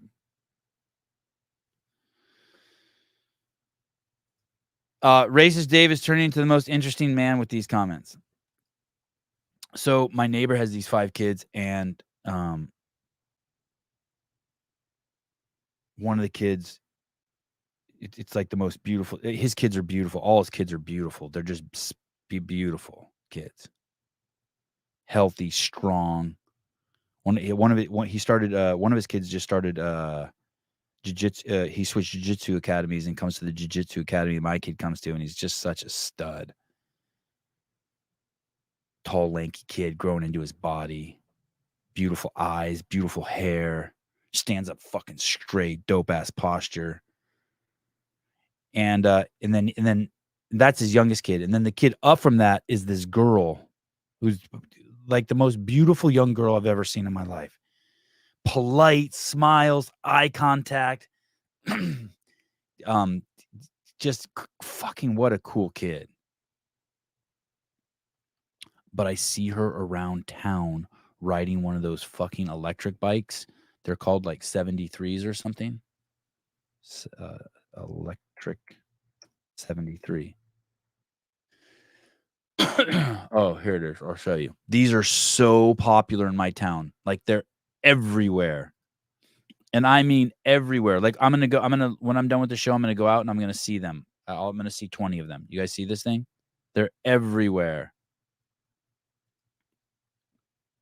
And there's kids riding them everywhere. And there's like two kids, 3 kids on each bike. It's crazy. They pile up on these. Oh, Janelle. Hi, Janelle. Hi. We have some unfinished business, Janelle. You know that. I was thinking about you last night, Janelle. And this morning. And so I see her all around town riding this bike, and my wife sees her too. I mean, I live in a small town.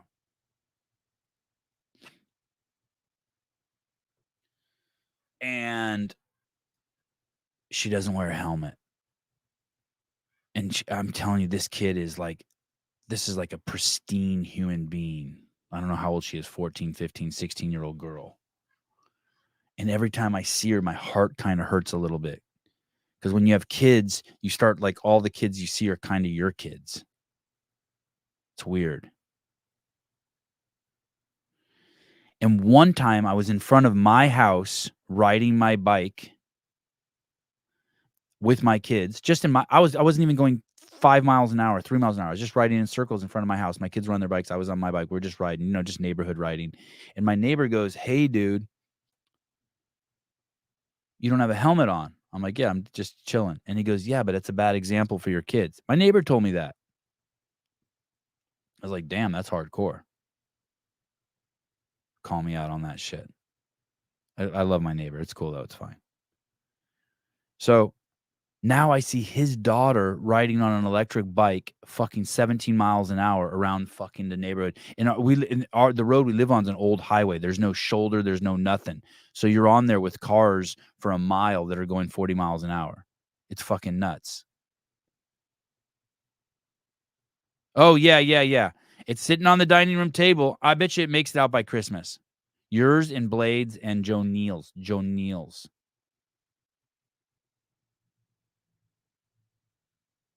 12 daily doses. I just creeped Heidi's Insta. Damn, total babe.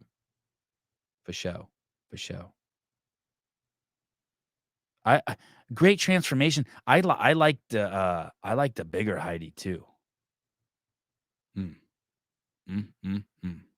She got many looks. A big Heidi. I like a big Heidi.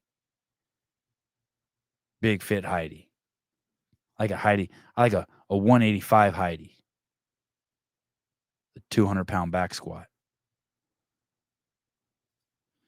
And so I see this girl riding all around town with no fucking helmet, David. David, are you listening to me, racist David? This is Sevan, David.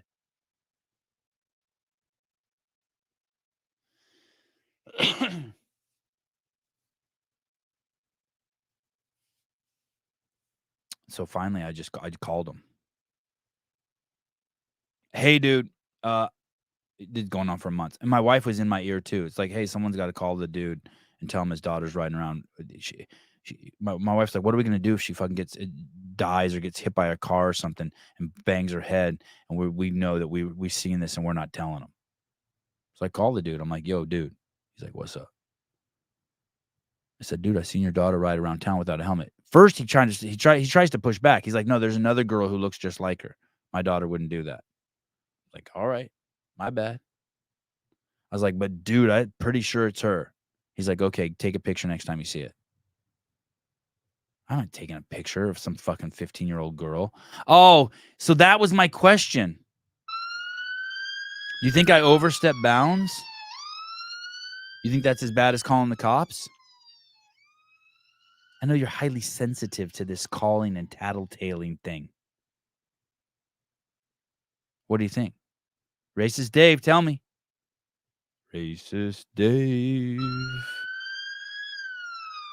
I know. Well, here's the thing, Jan. I have this huge scar on the side of my head because I crashed on a bike when I was a little kid and I wasn't wearing a helmet. And I got really close to dying. They kept me unconscious for 3 days. I had a subdermal hematoma, had to cut open the side of my fucking cranium, drain the blood, freak my parents out, fucked up my childhood. Like I didn't play any sports because of that. David, it's not an LOL matter. I need to know. Racist Dave. Do you think I overstepped the bounds by calling the dad?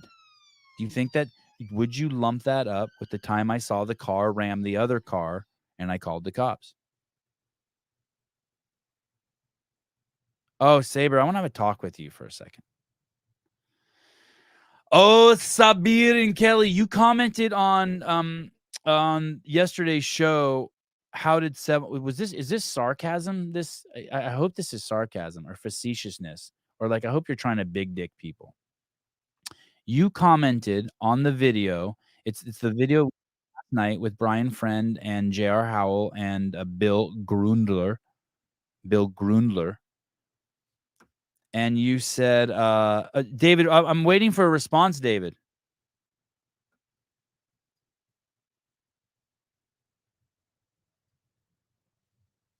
Did David ever respond? No. Jason, great question. Maybe so the first responders don't have to respond to a scene with a human in pieces. So you think it was good that I called it was that was a Mongoose BMX bike, way different. I was riding a mini bike, a Mongoose. It was called a mini goose, but good memory, a mini goose. Corey, hi. Sabir, you write, how did Sevan manage to put together some of the best in the business for this on such short notice?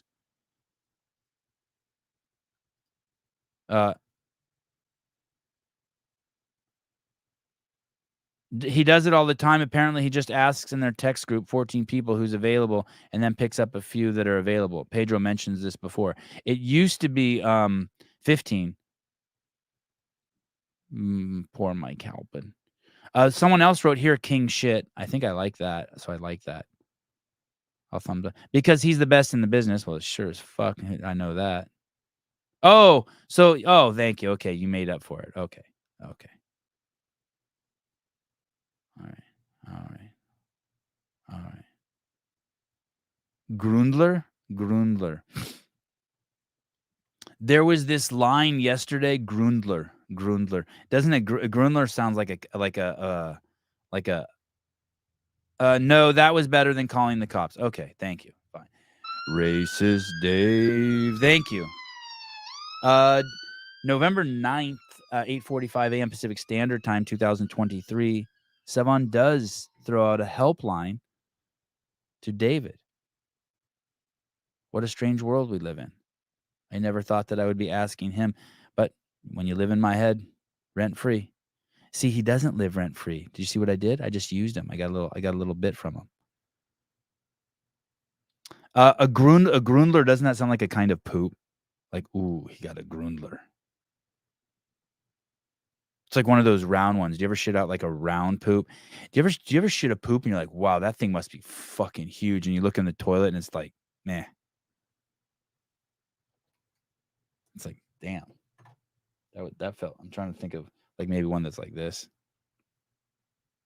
It's kind of big. A grundler feels bigger than it is.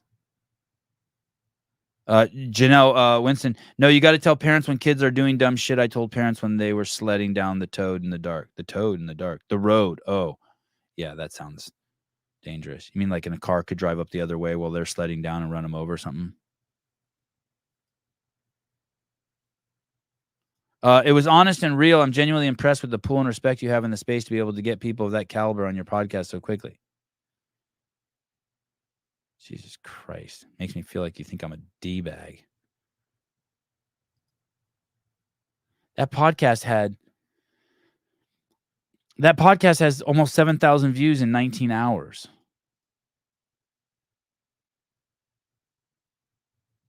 That ain't no Mr. Beast shit, but dude.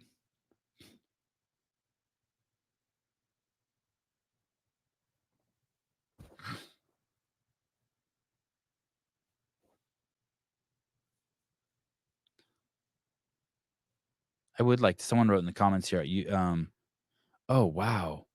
SN11? Is that agent guy comment? No.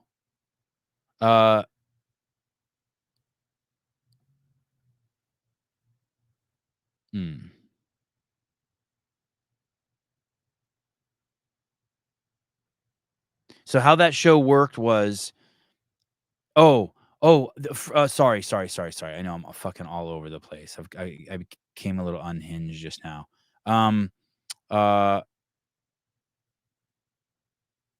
Thank you, Vindicate. Thank you. Get with the programming.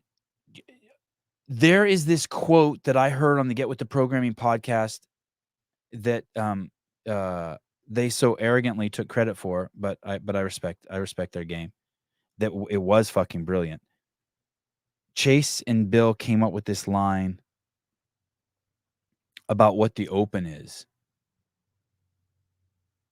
And Chase said it, and then Bill's like, yeah, like it's a test of fitness. But the way Chase said it was so fucking brilliant. It's a contact point for what? Chase, if you're still listening or Get with the Programming is listening, can you tell me what that line was? The way you described the open in that one sentence was fucking brilliant. Oh, when's the victim apparel launching? I agree. What was that line that you said? I wanted to start using that line. The reason why is it reminded me of that pro motorcycle motocross guy I had on a couple days ago.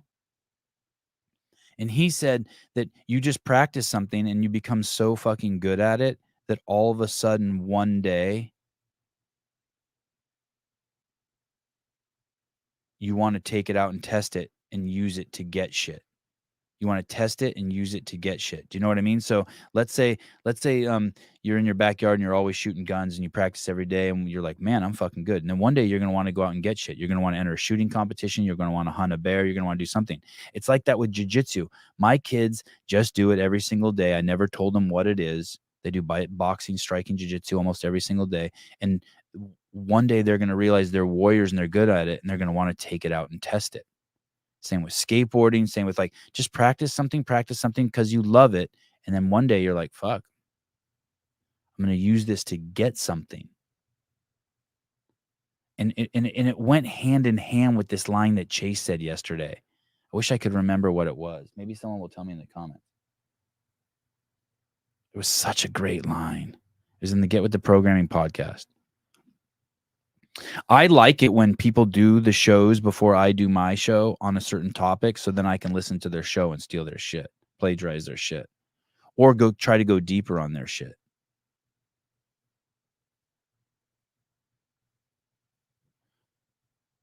And so I like they did a podcast, and I'm trying to think if someone else did.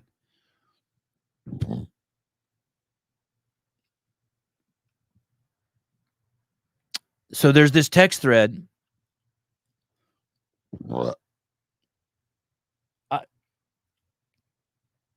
You know who would really know the history of the text thread would be Taylor. Taylor Self would know it better than me because my memory's kind of fucked up. Oh shit! Thank you. So these are the people that agent represents that I can't remember his name. The agency is called S1N1. Amy Kringle. That sucks. So like I really like her, and I've been kind of like just like trolling her on this show positively for the last 2 years, and now it makes me never want to have her on. Ashley Giroux, I don't know who that is. Sporty Beth, Bethany Robinson.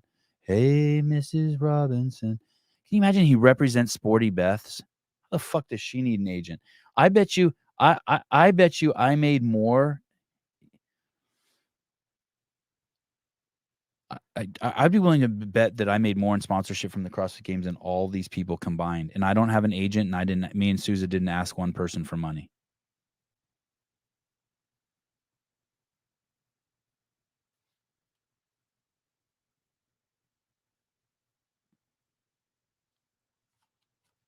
I remember when I used to see old man scratch the inside of their ears like that as a kid, and I'd be like, what the fuck? How's he doing that? But now I do it. Bethany Robinson, Brent Fikowski. I'd like to have Brent on the show. Buttery Bros. What's up, Heber Marsh? Craig Ritchie.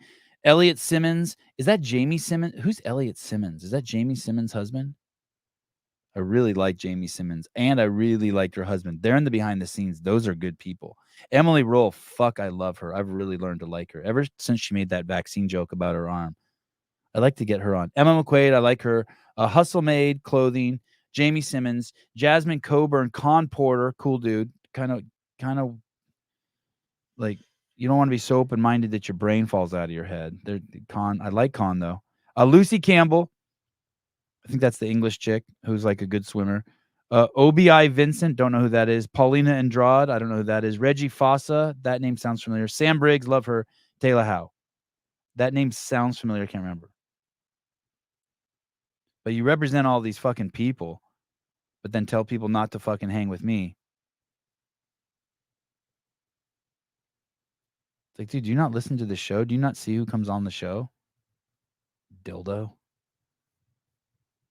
Oh, he represents Zach Tillander, someone told me. Zach and Sporty Beth.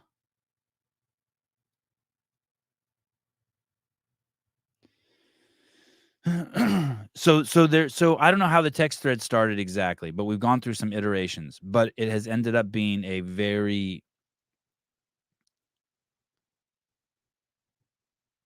everyone in there just puts their head down and works hard and contributes to the team. And it's just a cool thread. And there's some pretty crazy trust going on in there. I mean, people don't say crazy shit, but crazy shit.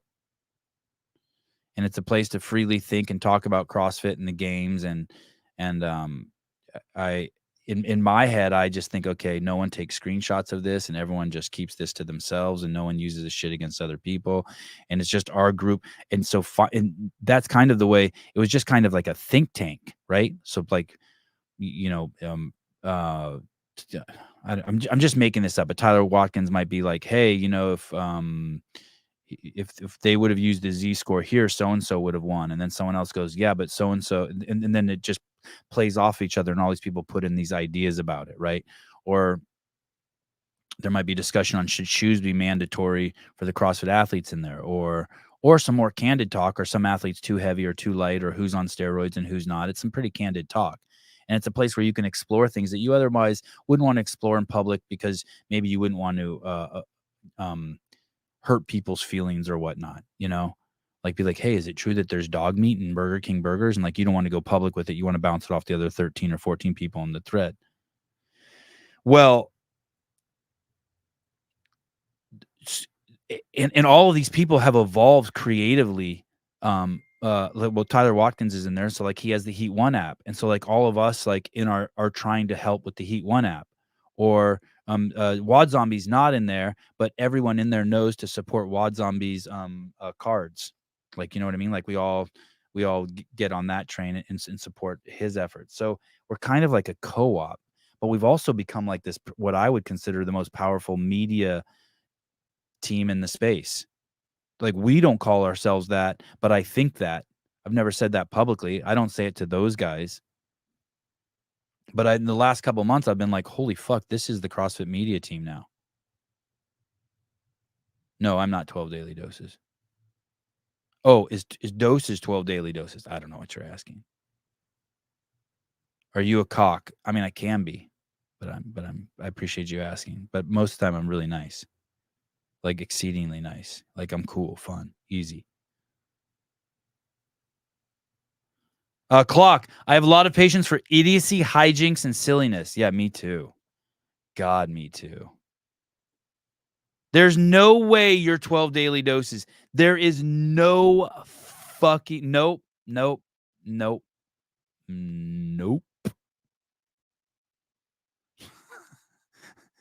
Yeah, of course I watch Vivek. I watched Vivek fuck shit up last night. But he sounds like a salesman and he's a WEF guy. I don't care. I'm telling you, last night he fucked people up. He fucked people up.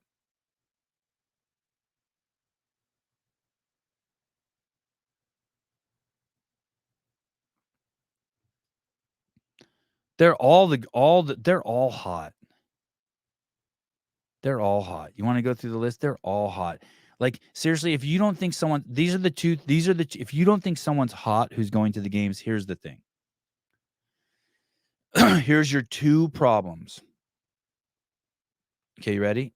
One, you're unable to see them by themselves because you're calibrating them against the other pantheon of titans they're standing by, right? So, like, if you're standing by Emily Rolfe, you're fucked. Because, like, she's a 10.9, and she broke the thermometer. It popped out the top. And so if there's a girl who's a 9 next to her, it's just fucked. Like the dude with the most do you know who the guy with the most insane body at the CrossFit Games was this year? I bet you not one person can fucking guess it. By far, the best body. Go ahead. Vellner. No, not even close. Great body, though. 9.5. Trista Smith. Be careful. Careful. It was a dude. What dude had the best body? This dude's body's so insane and no one, like, he's not on anyone's radar. Oh, Fikowski does have a great body. This dude has even a better body than Fikowski. This guy's body is, I wonder if I can find a clip of it. I wonder if Will Brandstetter knows who it is. No, Olsen. Oh, Ant Haynes has a great body. This is not subjective. Don't ruin it, Caroline, please. Bob Jerome, you're making me blush.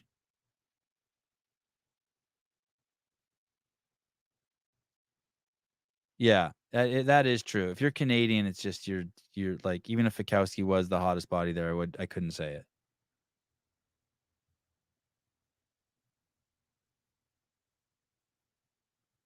Step aside, ladies. We got this. There's no ladies who listen to this show. Yeah, Caroline, quiet. Pipe down. We'll tell you who the hottest guy is. Samuel Quant. Victor's cute, but Samuel Quant's body's absolutely insane. I don't even know where I was going with it. Oh, they're all hot. All the athletes are amazing. Like what can you say bad about Noah's body? What can you say? But if you put anyone next to Samuel Quant, their shit will start looking weird. Yeah, Down Pepper's got an insane physique. Fucking yeah, Sprague. If I'm a girl, I'd take Sprague for sure. Nice and big. He's big. If I was a girl, I'd like Sprague for sure. Of course, just the waist up. Of course. Who gives a fuck about legs? Yeah. If you're over 6 feet tall, you automatically just kind of like I mean, I saw someone being interviewed the other day. Women would rather have I mean, this is a broad, generalization, but a tall fat guy than a healthy skinny healthy short guy.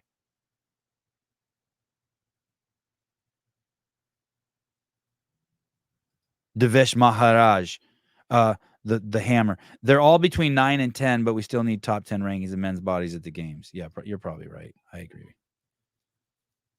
The thing is that someone's feelings will be hurt. Not that we care so much about that, but because they'll think if you're the fucking ugliest dude at the games or chick at the games, you're still fucking hot. And we know people who are fucking ugly who we all think are hot because of just like they've wooed us over the years at the games. But they're fucking like 6 months of not working out and eating hamburgers and fries and milkshakes from being ugly. Oh, short fat guy's fucked. What about a short fat guy? We're fucked. Fuck. You really are a victim if you're a short fat guy.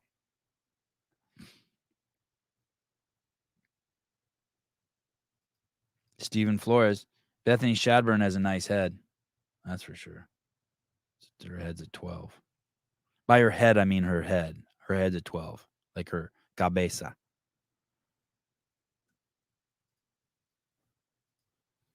All right. We didn't get to anything today. Okay, we found out don't lend money to Armenians. God, talk about some bad press for my people. Jesus. I can't tell if I like this guy. I wonder what you guys think of this guy. This guy ruffles my feathers a little bit. Is that just because I still got a little libtard in me? I can't tell. Okay, well, listen to this. This guy's name is Goob U2. Goob U2. Goo you two? Like meaning he came on you? I gooed you too? I gooed you? Maybe, I don't know. Amanda Barnhart's quads are a 12 out of 10. Oh, David shrunk. Yeah, wow. That is a good point. But I'm telling you, Samuel Quant is like, I was looking at some behind the scenes footage of him with his shirt off. It's nuts.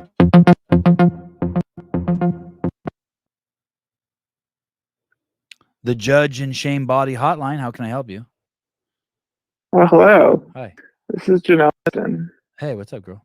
Oh shit. Here we go. I thought I should just call in and explain the wish comment yesterday. Okay, hold on 1 second. Hold on, because you're popping. Hold on. God, she's a good dude. She deserves better audio than this. Hold on, let me fix this audio. Here we go. Janelle Winston, mother of 3, kind soul. Are you there? I'm here. Hi. Okay, so you gave your list of things that people have to do in order to be good parents and not hate their children, which I object Was I to. that harsh? I mean, pretty much. Okay, fair enough. Go on. So, for instance, I breastfed all 3 of my children. I also had them all in a birth center away from hospital. However, at 7.5 months, my oldest decided he was done nursing. Does that mean I hate my kid because I couldn't get him to nurse anymore? No, not at all. Not at all. I think well, that's what I'm saying is like life happens. And so you can't have these absolutes of these are the things you must do to not hate your children, which is kind of ridiculous. I apologize for you have to do the best you can. I apologize, and I appreciate you calling me out for speaking on such hyperbole. Is unacceptable, and may I please, yes, to contextualize, I don't think it's unrealistic to ask a mom to judge yourself, to demand of yourself to not consume caffeine or alcohol or nicotine while you're pregnant or breastfeeding. Correct. Those are absolutely reasonable things. Oh, well, shit. Okay, well, that's what I meant. Sorry. But some people edge, just don't know too. Right. Like some people are just have no idea what they're doing, and they don't know that caffeine is harmful. Or, I mean, pretty much everybody should know by now that alcohol and cigarettes should not be consumed when pregnant, or even, when not. But Andrew Hiller drinks between 2 and 6 C4s a day. I think I can that's see crazy. very clearly that being manifested in the way he speaks and his personality. Do you? Oh yeah, for sure. Yeah, he's amped out of his fucking gourd. Yeah, for I sure. can't imagine anybody thinking it's okay to drink an energy drink while you are breastfeeding. Yeah. But you're correct. telling me that some people just don't know. Are you standing by that? But I am saying that because a lot of people Okay. just don't know about All right. like nutrition too. Like, right? Like I've been working out whatever for 20 years, and I didn't know anything about nutrition about 10 years in. Then I found CrossFit, and then I found, oh wait, I can't eat like shit and exercise and be healthy. Like, people just, if you don't read about it, if you don't have exposure to it, you literally just don't know. When I look at those cans in the store, right? Like when I Right. go by that aisle and I'm like, do I want a Bang or a Ghost?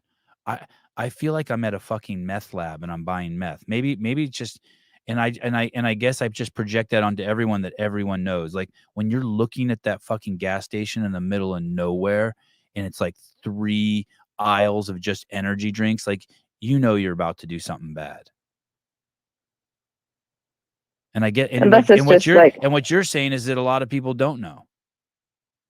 I mean, that's how I see it. Wow. My dad found out like way late in life. So, okay, growing up, we had soda and juice all the time in the house, all the time. And my dad eventually read this book about how you need to drink water, revolutionary, and stop drinking soda. And he lost 20 pounds instantly because he never knew or didn't realize the amount of sugar and shit that's in soda. Right. He had no idea. He grew up in the South, and that's what you did. You drank soda. And like, I had no idea until I was like in college that soda was so harmful, that it's like, just eating a cup of sugar right out of the bag and all the chemicals in it. Like, you just carry on with your life and do your habits and don't realize the harmful crap you're doing to yourself. I mean, I think everybody knows that fast food's not great for you, but do they realize that, like, the extent of the harm?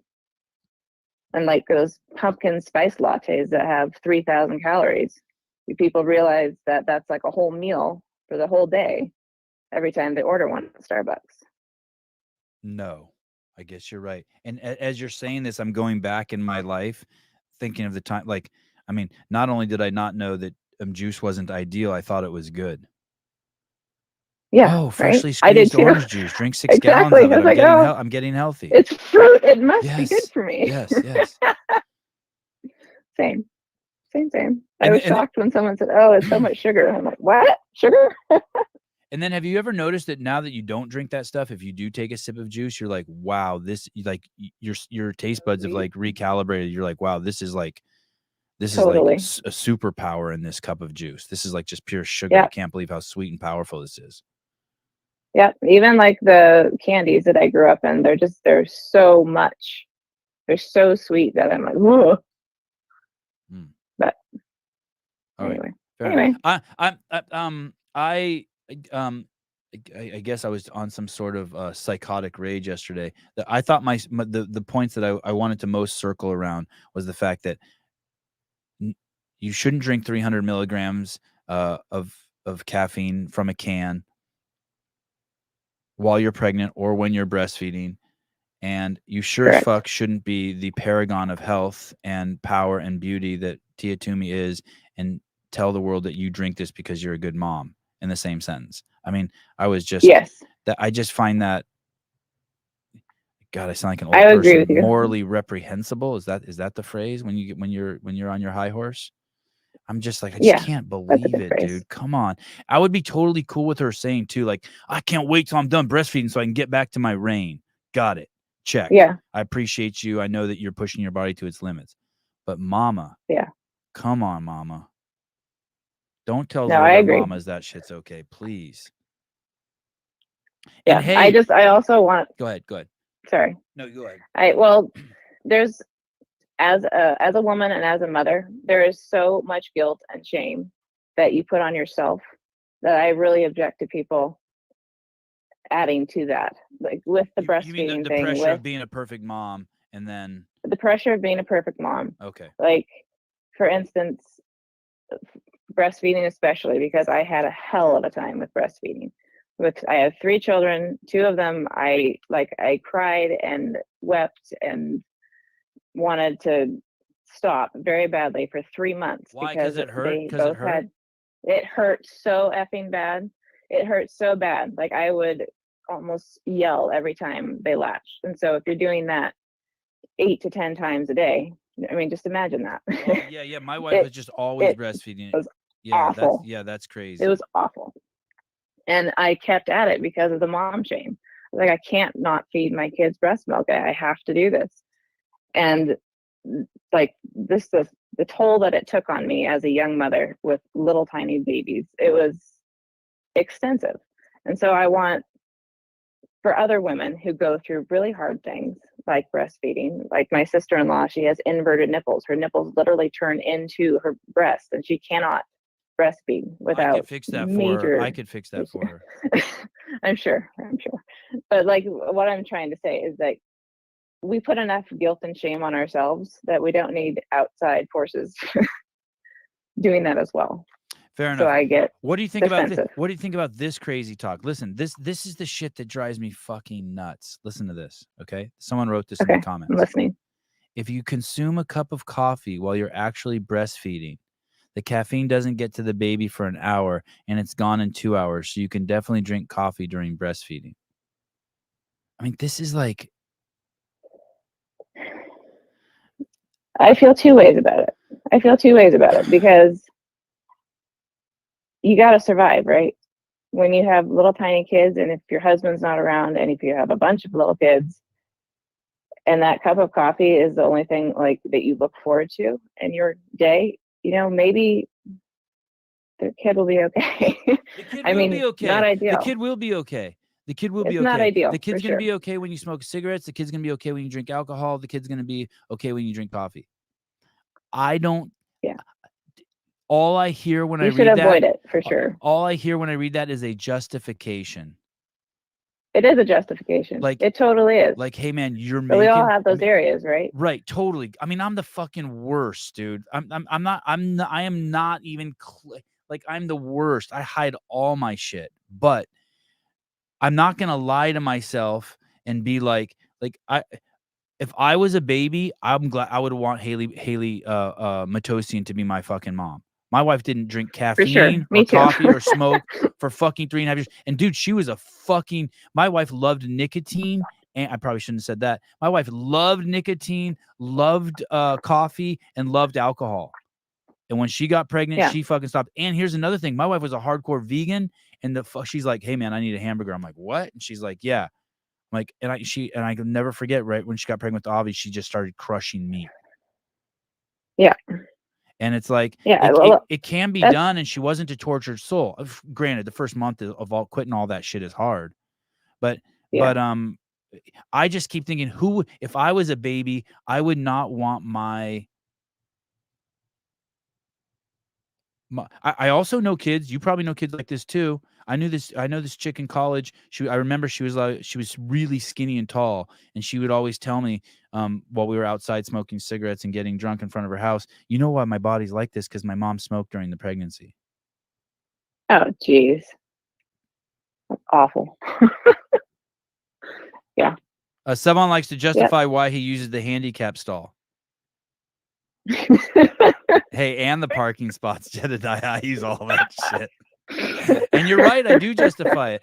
I guess the distinction is this. You're right. The pressure's unnecessary to some levels that I do it. Granted, and I don't want to alienate people.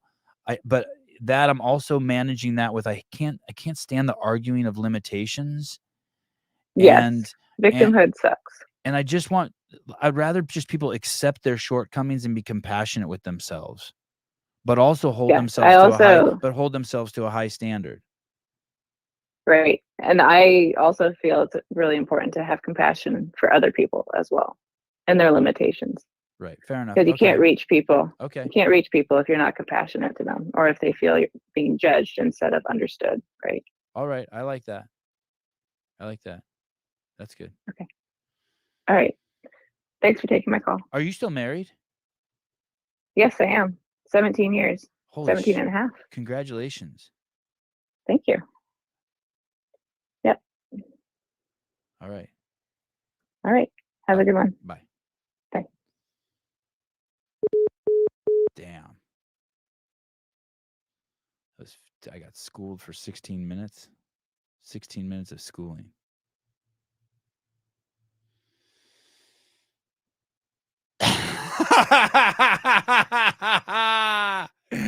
Jeremy World UK pretty easy, Sevi. Let me tell you, I heard her voice and I just melted inside.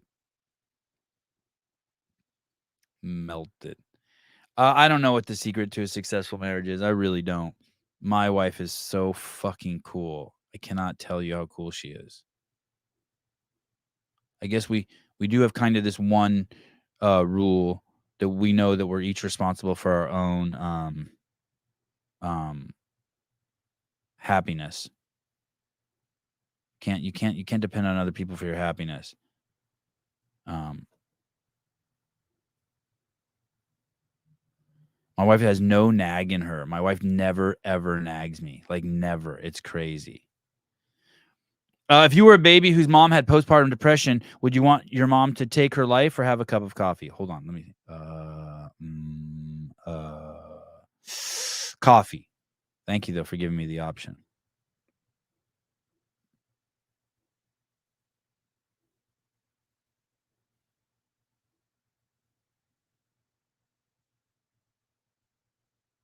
I don't know if that was victim jargon. I didn't take it was victim jargon. I mean, that thing she did at the end there, that little fucking, she did that jiu-jitsu on me. She did the Aikido on me. Like, hey, you have to have compassion for yourself. You have to have compassion for where people are in their process too. Like, yeah, I agree.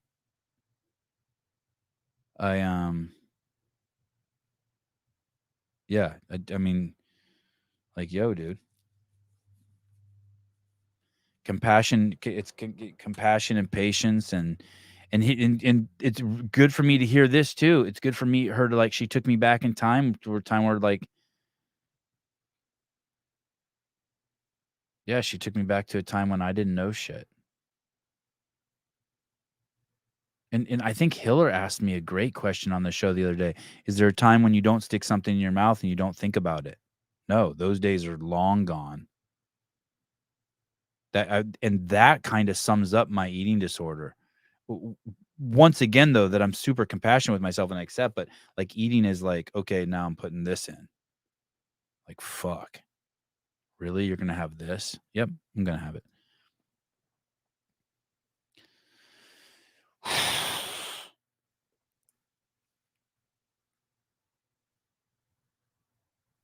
If my Queen Haley, Miss Pugface, wanted to do pole dancing, what do you mean pole dancing? You mean at the local bar with like her ass hanging out of her shorts? No, I would not be okay with it.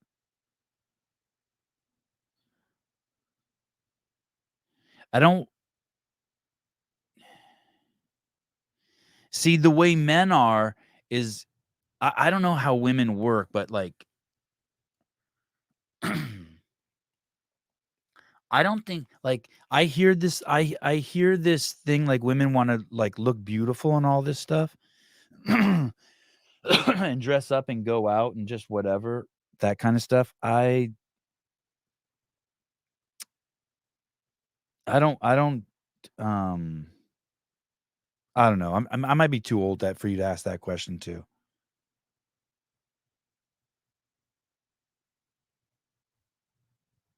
Let me Pool boy, Miss Pugface is hot. I have this weird thing for Asian chicks now. Oh, you mean the same thing you have for white chicks and black chicks and Hispanic chicks? You now have for Asian chicks, and it's weird.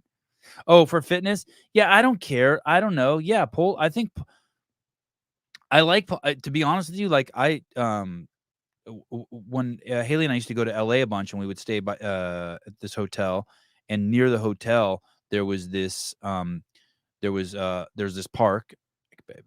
Probably some of you even know it, and it had two steel climbing poles, and then these two thick poles that held up this whole structure. It was outside. It was a cool structure for exercising, and no one used it besides Haley and I. And we would fucking do tons of pole climbing, like rope climbing, but it's pole climbing. And then we would climb the ones that were angles, and we do all that shit. I think pole climbing's fucking absolutely. I think pole dancing's awesome. All the pole work is cool, but the kind of like the seduction, whatever dancing, like, hey, I don't really as an art form like that. I don't really. I don't know. Yeah, I mean, I wouldn't like if she went to a studio and there were like 13 other girls and 3 trannies there doing it. Yeah, I would. I don't think I would care. But if she had some desire to do it, like at the bar, so that she could get some sort of value from the audience watching her, no, fuck you. No, I don't like that. I say that with peace and love.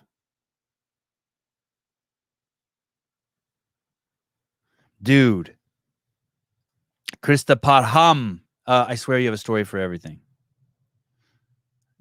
I've done it all, man. I've done it all.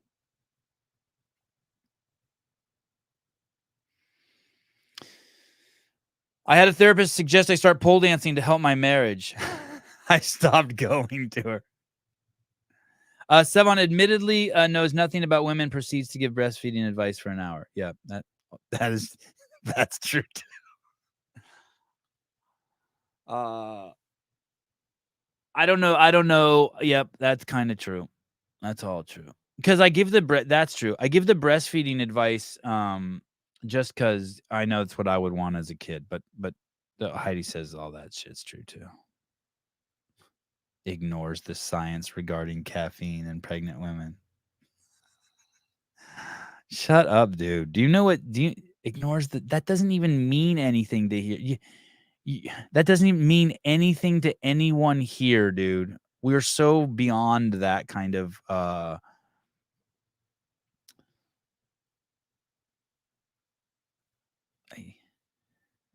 want to be really specific about the kind of argument you're trying to lay out, and no one here is going to buy that. This is like the honest room. You know what I mean? Like, oh, my doctor told me it's okay that I have 1 beer a day. It's fine. Oh, your doctor told you, huh? Oh, maybe you are 12 daily doses. Here we go. Here we go. Here we go. No. Hey, listen, I'm not defending any of that stuff I take. I'm the first one to tell you that I love chugging a bang. Don't conflate the truth with my behavior. I'll be sitting here smoking cigarettes telling you about how they give you lung cancer, and you're like, this guy's a hypocrite. You're totally missing the point. I'm not a hypocrite because I'm smoking and telling you it gives lung cancer. That is not the definition of hypocrite.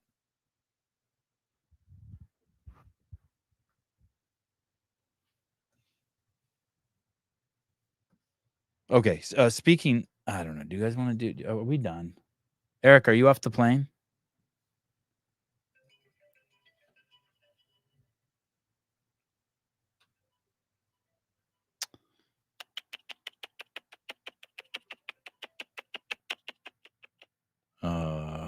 Damn it, podcast.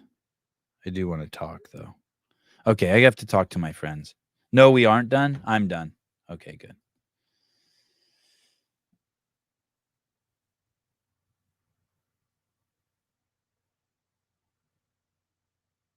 Oh, wouldn't that be crazy? Heidi Kroom says, God, that's kind of an action star's name, Heidi Kroom.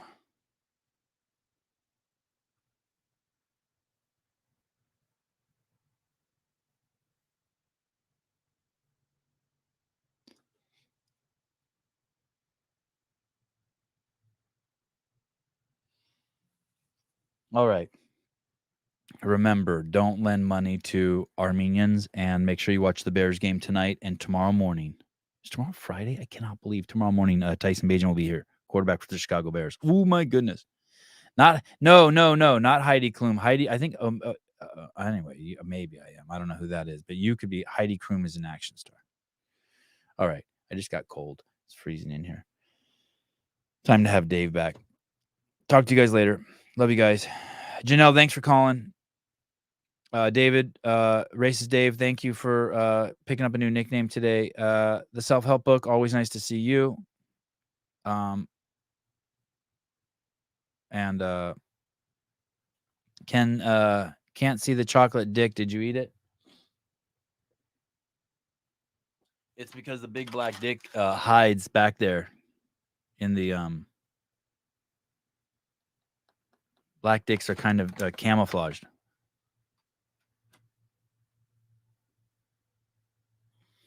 I need to rework my whole studio again. I fucked some shit up in here.